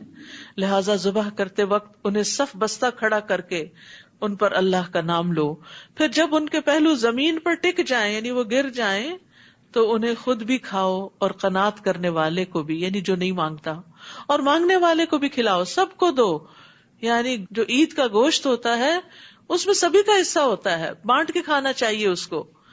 ہم نے ان جانوروں کو ایسے ہی تمہارے لیے تابع بنا دیا تاکہ تم اللہ کے شکر گزار بنو، ورنہ اونٹ جیسا جانور بھلا تم قربان کر سکتے تھے اور کھا سکتے تھے. اور جانور ذبح کرتے وقت ایک اور شرط بھی ہے، وہ کیا ہے؟ اللہ کا نام لینا. لن ينال الله لحومها ولا دماؤها ولكن يناله التقوى منكم. اللہ کو قربانی کے جانوروں کا نہ تو گوشت پہنچتا ہے نہ خون پہنچتا ہے، بلکہ اسے تو تمہارا تقویٰ پہنچتا ہے کہ تمہارے دل میں کیا تھا، کتنی محبت کے ساتھ اللہ کے لیے اس کو قربان کیا، جو سمبل ہے اس بات کا کہ یا رب ہم اپنا آپ، اپنی انا اور اپنی خواہشات کو بھی تیری خاطر قربان کر سکتے ہیں، کیونکہ ان سب کا مرکز دل ہوتا ہے نا. اسی طرح ہم نے انہیں تمہارے تابع کر دیا تاکہ اللہ نے جو راہ تمہیں دکھائی ہے اس کے شکر کے طور پر اس کی بڑائی بیان کرو. اور اے نبی صلی اللہ علیہ وسلم، آپ نیکوکار لوگوں کو بشارت دے دیجئے. وبشر المحسنین ان اللہ یدافع عن الذین آمنوا ان اللہ لا يحب كل خوان کفور. جو لوگ ایمان لائے ہیں بلا شبہ اللہ تعالیٰ ان کی طرف سے دشمنوں کی مدافعت کرتا ہے. یقیناً اللہ کسی خائن اور ناشکرے کو پسند نہیں کرتا. جن لوگوں سے لڑائی کی جاتی رہی ہے انہیں اب لڑائی کی اجازت دی جاتی ہے. یعنی مسلمانوں کو مکہ میں جواب دینے کی اجازت نہیں تھی، وہ ظلم میں پس بھی رہے تھے کیونکہ کمزور تھے، لیکن مدینہ آ کر پھر انہیں واپس جواب دینے کی اجازت مل گئی کیونکہ وہ مظلوم ہیں، اور اللہ یقیناً ان کی مدد پر قادر ہے جنہیں ان کے گھروں سے ناحق نکالا گیا، سوائے اس کے کہ وہ کہتے ہیں کہ ہمارا رب اللہ ہے. اور اگر اللہ ایک دوسرے کے ذریعے لوگوں کی مدافعت نہ کرتا رہتا تو خانقاہیں، گرجے، عبادت گاہیں اور مساجد جن میں اللہ کو کثرت سے یاد کیا جاتا ہے مسمار کر دی جاتی. اور اللہ ایسے لوگوں کی ضرور مدد کرتا ہے جو اس کے دین کی مدد کرتے ہیں. یہ وعدہ ہے اللہ کا، وَلَيَنْصُرَنَّ اللَّهُ مَن يَنْصُرُهُ. اللہ یقیناً بڑا طاقتور اور سب پر غالب ہے. اللہ کے دین کی مدد کرنے والے وہ لوگ ہیں کہ اگر ہم انہیں زمین میں اقتدار بخشیں تو وہ نماز قائم کریں، زکوٰۃ ادا کریں، بھلے کاموں کا حکم دیں اور برے کاموں سے روکیں، اور سب کاموں کا انجام تو اللہ کے ہاتھ میں ہے. اے نبی، اگر یہ لوگ آپ کو جھٹلاتے ہیں تو ان سے پہلے نوح کی قوم اور قوم عاد اور سمود بھی جھٹلائے جا چکے ہیں، نیز ابراہیم اور لوط کی قوم بھی، اور مدین والوں نے بھی جھٹلایا تھا، اور موسیٰ کو بھی جھٹلایا گیا. ان سب کافروں کو میں نے پہلے مہلت دی، پھر انہیں پکڑ لیا، سو دیکھو میری سزا کیسی رہی. کتنی ہی بستیاں ہیں جو خطا کار تھیں، انہیں ہم نے ہلاک کر دیا، تو اب وہ اپنی چھتوں پر گری پڑی ہیں، ان کے کنویں بیکار ہیں اور پلستر شدہ محلات ویران پڑے ہیں. کیا یہ لوگ زمین میں چلے پھرے نہیں کہ ان کے دل ایسے ہو جاتے جو کچھ سمجھتے سوچتے، اور کان ایسے جن سے وہ کچھ سن سکتے. بات یہ ہے کہ آنکھیں اندھی نہیں ہوتی، اندھے تو وہ دل ہو جاتے ہیں جو سینوں میں ہیں. یہ لوگ عذاب کے جلد آنے کا مطالبہ کرتے ہیں، حالانکہ اللہ کبھی اپنے وعدے کے خلاف نہیں کرتا. مگر تمہارے رب کا ایک دن تمہارے شمار کے حساب سے 1000 سال کا ہوتا ہے. یعنی تمہارے رب کا ایک دن تمہاری گنتی کے مطابق 1000 سال کا ہوتا ہے. اور کتنی ہی بستیاں ہیں جو خطا کار تھی، میں نے پہلے انہیں مہلت دی، پھر انہیں پکڑ لیا، اور انہیں واپس تو میرے ہی پاس آنا ہے. آپ ان سے کہیے، لوگو میں تو تمہارے لیے صاف صاف ڈرانے والا ہوں، یعنی برے انجام سے. سو جو لوگ ایمان لے آئے اور انہوں نے نیک عمل کیے ان کے لیے تو بخشش بھی ہے اور عزت کی روزی بھی. اور جو لوگ ہماری آیات کو نیچا دکھانے کی کوشش میں لگے ہوئے ہیں تو یہی لوگ اہل جہنم ہیں. ہم نے آپ سے پہلے جو بھی رسول یا نبی بھیجا تو جب بھی وہ کوئی آرزو کرتا تو شیطان اس کی آرزو میں وسوسے کی آمیزش کرتا. یعنی پیغمبر کی آرزو کیا ہو سکتی ہے کہ لوگ ایمان لائیں، دین خوب پھلے پہلے، دین کی تکمیل ہو، تو شیطان اس میں خلل ڈالتا، یہ نہیں ہونے کا. پھر اللہ تعالیٰ شیطانی وسوسے کی آمیزش کو تو دور کر دیتا ہے اور اپنی آیات کو پختہ کر دیتا ہے. اللہ سب کچھ جانتا اور حکمت والا ہے، تاکہ اللہ تعالیٰ شیطان کے ڈالے ہوئے وسوسے کو ان لوگوں کے لیے آزمائش بنا دے جن کے دلوں میں نفاق کا مرض ہے یا جن کے دل ایمان لانے کے بارے میں سخت ہو چکے ہیں. بلا شبہ یہ ظالم حق کی مخالفت میں دور تک چلے گئے ہیں. اور اس لیے بھی کہ جن لوگوں کو علم دیا گیا ہے وہ جان لیں کہ یہ حق ہے آپ کے رب کی طرف سے، اور وہ ایمان لائیں اور ان کے دل اس حق کے آگے جھک جائیں، اور اللہ تعالیٰ یقیناً ایمان لانے والوں کو سیدھی راہ دکھلا دیتا ہے۔ تو دلوں کی 3 بڑی قسمیں ہیں، سخت دل، بیمار دل اور ایمان والا دل، عاجزی والا۔ تو کمزور دل والے کون ہیں؟ جن کے دلوں میں بیماری ہے، کمزوری ہے، یعنی جو نفاق والے ہیں۔ اور سخت دل لوگ کون ہیں؟ جو کفر اختیار کرتے ہیں، جن پر کوئی ڈانٹ، واز، نصیحت اثر نہیں کرتی، اور دلوں کی سختی کی وجہ سے ان کو اللہ اور اس کے رسول کی بات سمجھ نہیں آتی۔ اور اہل ایمان کے دل جو ہیں وہ نرم دل ہوتے ہیں، اور اگر شیطان ان کے دلوں میں وسوسہ بھی ڈالے تو وہ بھی ان کے حق میں رحمت بن جاتا ہے، کیونکہ وہ فوراً متنبہ ہو جاتے ہیں۔ اور کافر تو ہمیشہ اس حق سے شک میں ہی پڑے رہیں گے تاکہ ان پر یا تو یکدم قیامت کی گھڑی آ پہنچے یا کسی منحوس دن کا عذاب ان پر نازل ہو۔ اس دن حکومت اللہ ہی کی ہوگی، وہ ان کے درمیان فیصلہ کر دے گا۔ تو جو لوگ ایمان لائے اور جنہوں نے نیک عمل کیے تو وہ نعمتوں والے باغات میں ہوں گے، اور جنہوں نے کفر کیا اور ہماری آیات کو جھٹلایا تو ایسے لوگوں کے لیے رسوا کرنے والا عذاب ہوگا۔ جن لوگوں نے اللہ کی راہ میں ہجرت کی پھر شہید ہوئے یا مر گئے، اللہ انہیں اچھا رزق عطا کرے گا، اور یقیناً اللہ ہی بہترین رازق ہے۔ وہ انہیں ایسی جگہ داخل کرے گا جس سے وہ خوش ہو جائیں گے، اور اللہ یقیناً سب کچھ جاننے والا ہے، بردبار ہے۔ یہ تو ان لوگوں کا معاملہ ہے، اور جو شخص اتنا ہی بدلہ لے جتنی اس پر سختی ہوئی تھی، پھر اثر نو اس پر زیادتی کی جائے تو اللہ اس کی مدد کرے گا۔ بلا شبہ اللہ تعالیٰ معاف کرنے والا اور درگزر کرنے والا ہے، یعنی اللہ تعالیٰ ہر مظلوم آدمی کی مدد فرماتا ہے۔ نبی صلی اللہ علیہ وسلم نے فرمایا، مظلوم کی بد دعا سے بچو کیونکہ وہ بادلوں پر اٹھائی جاتی ہے۔ اللہ تعالیٰ فرماتا ہے، مجھے میری عزت اور میرے جلال کی قسم، میں ضرور تمہاری مدد کروں گا اگرچہ تھوڑی دیر بعد ہی کروں۔ تو ظلم کیا ہوتا ہے؟ کسی زیادتی کا آغاز کرنا۔ 2 آدمی جب آپس میں گالی گلوچ کریں تو جس نے پہلی گالی دی گناہ اس کو ہوگا، جب تک مظلوم حد سے نہ بڑھے، کیونکہ جو جواب دے رہا ہے وہ تو مظلوم تھا، وہ تو اپنا بدلہ لے رہا ہے۔ اگر وہ بدلہ لینے میں حد سے بڑھ جائے تو پھر وہ ظالم بن جائے گا۔ یہ اس لیے کہ اللہ تعالیٰ ہی رات کو دن میں اور دن کو رات میں داخل کرتا ہے، اور اللہ سب کچھ سنتا اور دیکھتا ہے۔ یہ اس لیے کہ اللہ تعالیٰ ہی حق ہے، اور اللہ کے سوا جنہیں یہ لوگ پکارتے ہیں وہ سب کچھ باطل ہے، اور اللہ ہی عالی شان اور کبریائی والا ہے۔ کیا تم دیکھتے نہیں کہ اللہ تعالیٰ آسمان سے بارش برساتا ہے؟ یعنی تمہاری آنکھوں کے سامنے یہ معجزہ کئی بار آتا ہے، تو اس سے زمین سرسبز ہو جاتی ہے۔ وہ بڑا باریک بین اور ہر چیز سے باخبر ہے۔ جو کچھ آسمانوں میں ہے اور جو کچھ زمین میں ہے سب اسی کا ہے۔ بلا شبہ اللہ تعالیٰ ہر ایک سے بے نیاز اور حمد کے لائق ہے۔ کیا تم دیکھتے نہیں کہ جو کچھ زمین میں ہے وہ اللہ نے تمہارے لیے تابع کر دیا ہے، اور کشتی کو بھی جو اس کے حکم سے سمندر میں چلتی ہے، اور وہ آسمان کو یوں تھامے ہوئے ہے کہ وہ اس کے اذن کے بغیر زمین پر گر نہیں سکتا۔ بلا شبہ اللہ بندوں پر ترس کھانے والا اور نہایت رحم والا ہے۔ آسمانوں کو پکڑنے کے لیے کوئی پلر اور ستون نہیں ہے، یہ اللہ کی طاقت سے رکا ہوا ہے، اللہ کی قدرت سے کنٹرول میں ہے۔ تو اس لیے انسان کو ڈرتے رہنا چاہیے اللہ کی نافرمانیوں سے۔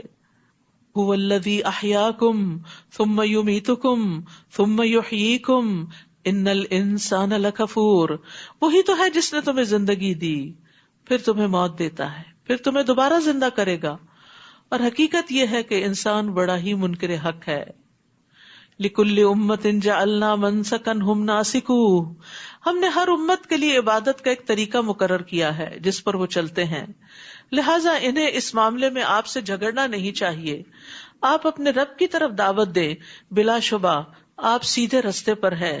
وَإِن جَادَلُوكَ فَقُلِ اللَّهُ أَعْلَمُ بِمَا تَعْمَلُونَ، اور اگر وہ آپ سے جھگڑا کریں تو آپ ان سے کہیے کہ جو کچھ تم کر رہے ہو اللہ اس سے خوب جانتا ہے۔ ضد بازی کا کیا جواب ہونا چاہیے؟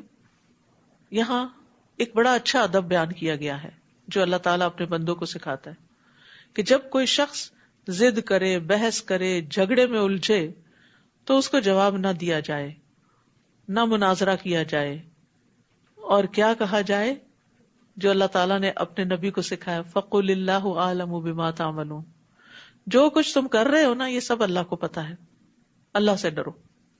اللہ یحکم بینکم یوم القیامت فیما کنتم فیہ تختلفون، اللہ ہی قیامت کے دن تمہارے درمیان ان باتوں کا فیصلہ کرے گا جن میں تم اختلاف کر رہے ہو. کیا تم نہیں جانتے کہ اللہ وہ سب کچھ جانتا ہے جو آسمانوں اور زمین میں ہے؟ بلا شبہ یہ سب کچھ ایک کتاب یعنی لوح محفوظ میں درج ہے، اور اللہ کے لیے یہ بات بہت آسان ہے. یہ لوگ اللہ کے علاوہ ان کی عبادت کرتے ہیں جن کے لیے نہ تو اللہ نے کوئی دلیل اتاری ہے اور نہ ہی خود انہیں کچھ علم ہے. ان ظالموں کا کوئی بھی مددگار نہ ہوگا. اور جب ان پر ہماری آیات پڑھی جاتی ہیں تو آپ ان کے چہروں پر ناگواری کے آثار دیکھتے ہیں. ایسا معلوم ہوتا ہے کہ ابھی وہ ان لوگوں پر جھپٹ پڑے جو انہیں ہماری آیات سناتے ہیں. آپ ان سے کہیے میں آپ کو بتاؤں اس سے بدتر چیز کیا ہے؟ آگ جس کا اللہ نے کافروں سے وعدہ کر رکھا ہے، اور وہ بہت برا ٹھکانہ ہے. یا ایھا الناس ضرب مثل فاستمعوا لہ، لوگوں تم سے ایک مثال بیان کی جاتی ہے، اسے ذرا غور سے سنو. اگر نیند آ رہی ہے تو اٹھ جائیں. جن لوگوں کو تم اللہ کے سوا پکارتے ہو اگر وہ سارے بھی اکٹھے ہو جائیں تو ایک مکھی بھی نہیں بنا سکتے، اور اگر مکھی ان سے کوئی چیز چھین لے جائے تو اسے چھڑا بھی نہیں سکتے، کیونکہ مکھی جو کچھ لیتی ہے فوراً اندر لے جاتی، اس کے منہ پہ نہیں لگا رہتا کہ آپ واپس پکڑیں. چاہنے والا بھی ناتوان، اور جس سے مدد طلب کی جا رہی ہے وہ بھی ایسا ہی ناتواں. یعنی جو لوگ غیر اللہ سے مدد مانگتے ہیں وہ انتہائی کمزور ہیں، اور بت اور جو معبود ہیں وہ بھی انتہائی کمزور ہیں. لہٰذا ان کی مدد کہاں سے ہوگی، کیونکہ ان کے پاس تو کوئی طاقت ہی نہیں. اتنے کمزور کہ سارے مل جائیں اور مل کے اگر اتنی سی چیز بنانا چاہیں تو نہیں بنا سکتے. تو جو ایک مکھی نہیں بنا سکتا وہ آپ کا بڑے سے بڑا مشکل کام کیسے کرے گا؟ سوچنے کی بات ہے نا. یعنی آپ کس کے پاس جاتے ہیں مشکل وقت میں؟ جس کو آپ اپنے سے زیادہ قابل سمجھتے ہیں، طاقتور سمجھتے ہیں. آپ سمجھتے ہیں کہ وہ آپ کی مدد کرے گا، آپ بے بس ہو چکے ہیں، اب وہ آپ کو سپورٹ دے گا. لیکن جن کے پاس لوگ جا رہے ہیں، چاہے وہ قبروں میں پڑے ہوئے لوگ ہیں یا بت ہیں یا اور مخلوقات ہیں جن کو وہ پوچھتے ہیں، جن کے آگے سجدے کرتے ہیں، جن سے وہ فریادیں کرتے ہیں کہ ہماری مشکل کو پہنچے. افسوس کے ساتھ کہنا پڑتا ہے خود مسلمانوں کے اندر ایسی ناسمجھی پائی جاتی ہے کہ بزرگان دین کو پکارنے لگتے ہیں، غوث اعظم کہتے ہیں، نعوذ باللہ، گنج بخش کہتے ہیں، اور اسی طرح اور نام بھی دیے ہوئے ہیں. تو یہ سب کمزور ہے. اللہ تعالیٰ کا یہ چیلنج آپ سنیں نا ذرا، کہ اگر وہ سب بھی اکٹھے ہو جائیں تو مکھی بھی نہیں بنا سکتے. تمہیں اولاد کہاں سے دیں گے؟ تمہارے رزق کا کہاں سے بندوبست کریں گے؟ تمہاری بیماریاں کہاں سے درست کریں گے؟ وہ تو کچھ بھی نہیں کر سکتے. ما قدر اللہ حق قدرہ ان اللہ لقوی عزیز. ان لوگوں نے اللہ کی قدر پہچانی ہی نہیں جیسا کہ پہچاننا چاہیے تھی. اللہ تعالیٰ تو بڑا طاقتور اور ہر چیز پر غالب ہے. یعنی جو سب کچھ دینے کو تیار ہے اور جو سب چیزوں کا مالک، اس کے پاس کیوں نہیں جاتے؟ صرف اس کو کیوں نہیں پکارتے؟ کتنی سمپل سی بات ہے کہ جس نے ہمیں پیدا کیا، جس نے سارے انسانوں کو پیدا کیا، جس نے آسمان بنائے، زمین بنائی، درخت اگائے، دریا چلائے، سمندر بنائے اور اس کے اندر مخلوقات رکھی، تم اس سے کچھ خیر کی توقع نہیں رکھتے کہ وہ تمہاری مدد کرے گا، تمہارے کام آئے گا؟ کتنی ناقدری کی بات ہے. جو خود کہتا ہے وَإِذَا سَأَلَكَ عِبَادِي عَنِّي فَإِنِّي قَرِيبٌ أُجِيبُ دَعْوَةَ الدَّاعِ إِذَا دَعَانِ. اور جب یہ آپ سے میرے بارے میں سوال کرتے ہیں تو انہیں بتا دو کہ میں بہت قریب ہوں اور پکارنے والے کی پکار کا جواب بھی دیتا ہوں. یہ الگ بات ہے کہ جو وہ مانگتا ہے وہ کبھی اسی وقت دیتا ہوں، کبھی بعد میں دیتا ہوں جس وقت اس کو زیادہ ضرورت ہوتی.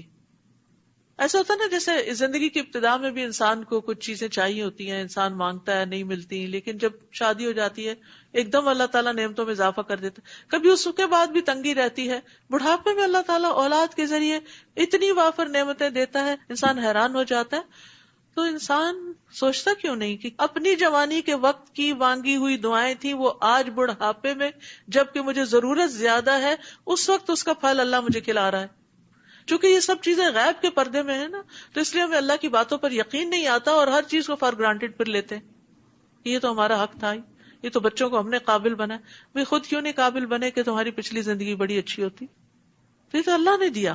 اگر اللہ نے آپ کو نہیں دیا اور آپ کے بچوں کو دیا تو اللہ نے دیا، تو اس کی قدر کرو، غیر اللہ کو نہ پکارو. اللہ یستفی من الملائکۃ رسلا ومن الناس ان اللہ سمیع بصیر. اللہ پیغام رسانی کے لیے فرشتوں میں سے بھی رسول چن لیتا ہے اور لوگوں میں سے بھی جو اللہ کے میسجز لاتے ہیں. بے شک اللہ سب کچھ سننے والا اور دیکھنے والا ہے. فرشتوں میں سے اللہ نے جبریل علیہ السلام کو چنا اور انسانوں میں سے اللہ نے دیگر انبیاء کے ساتھ محمد صلی اللہ علیہ وسلم کو چنا. عبداللہ بن مسعود کہتے ہیں کہ بے شک اللہ نے بندوں کے دلوں پہ نظر فرمائی تو قلب محمد کو بندوں کے دلوں میں سب سے بہتر پایا صلی اللہ علیہ وسلم، تو اس لیے اللہ نے ان کو اپنے لیے منتخب کر لیا اور انہیں پیغمبری کا شرف عطا کر کے مبعوث فرمایا.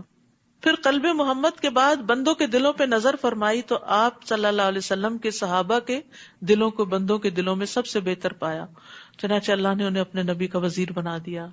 تو اگر آپ چاہتے ہیں اللہ آپ کو چنے تو اپنے دل کو اللہ کی محبت کے لیے خالص کر لیں، اپنے نیکی کے کام صرف اللہ کے لیے خاص کریں، لوگوں کی نفرتیں دلوں سے نکال دیں. پھر آپ دیکھیں کہ اللہ تعالیٰ آپ کو کیسے کیسے نیکی کے کاموں کے مواقع عطا کرتا ہے.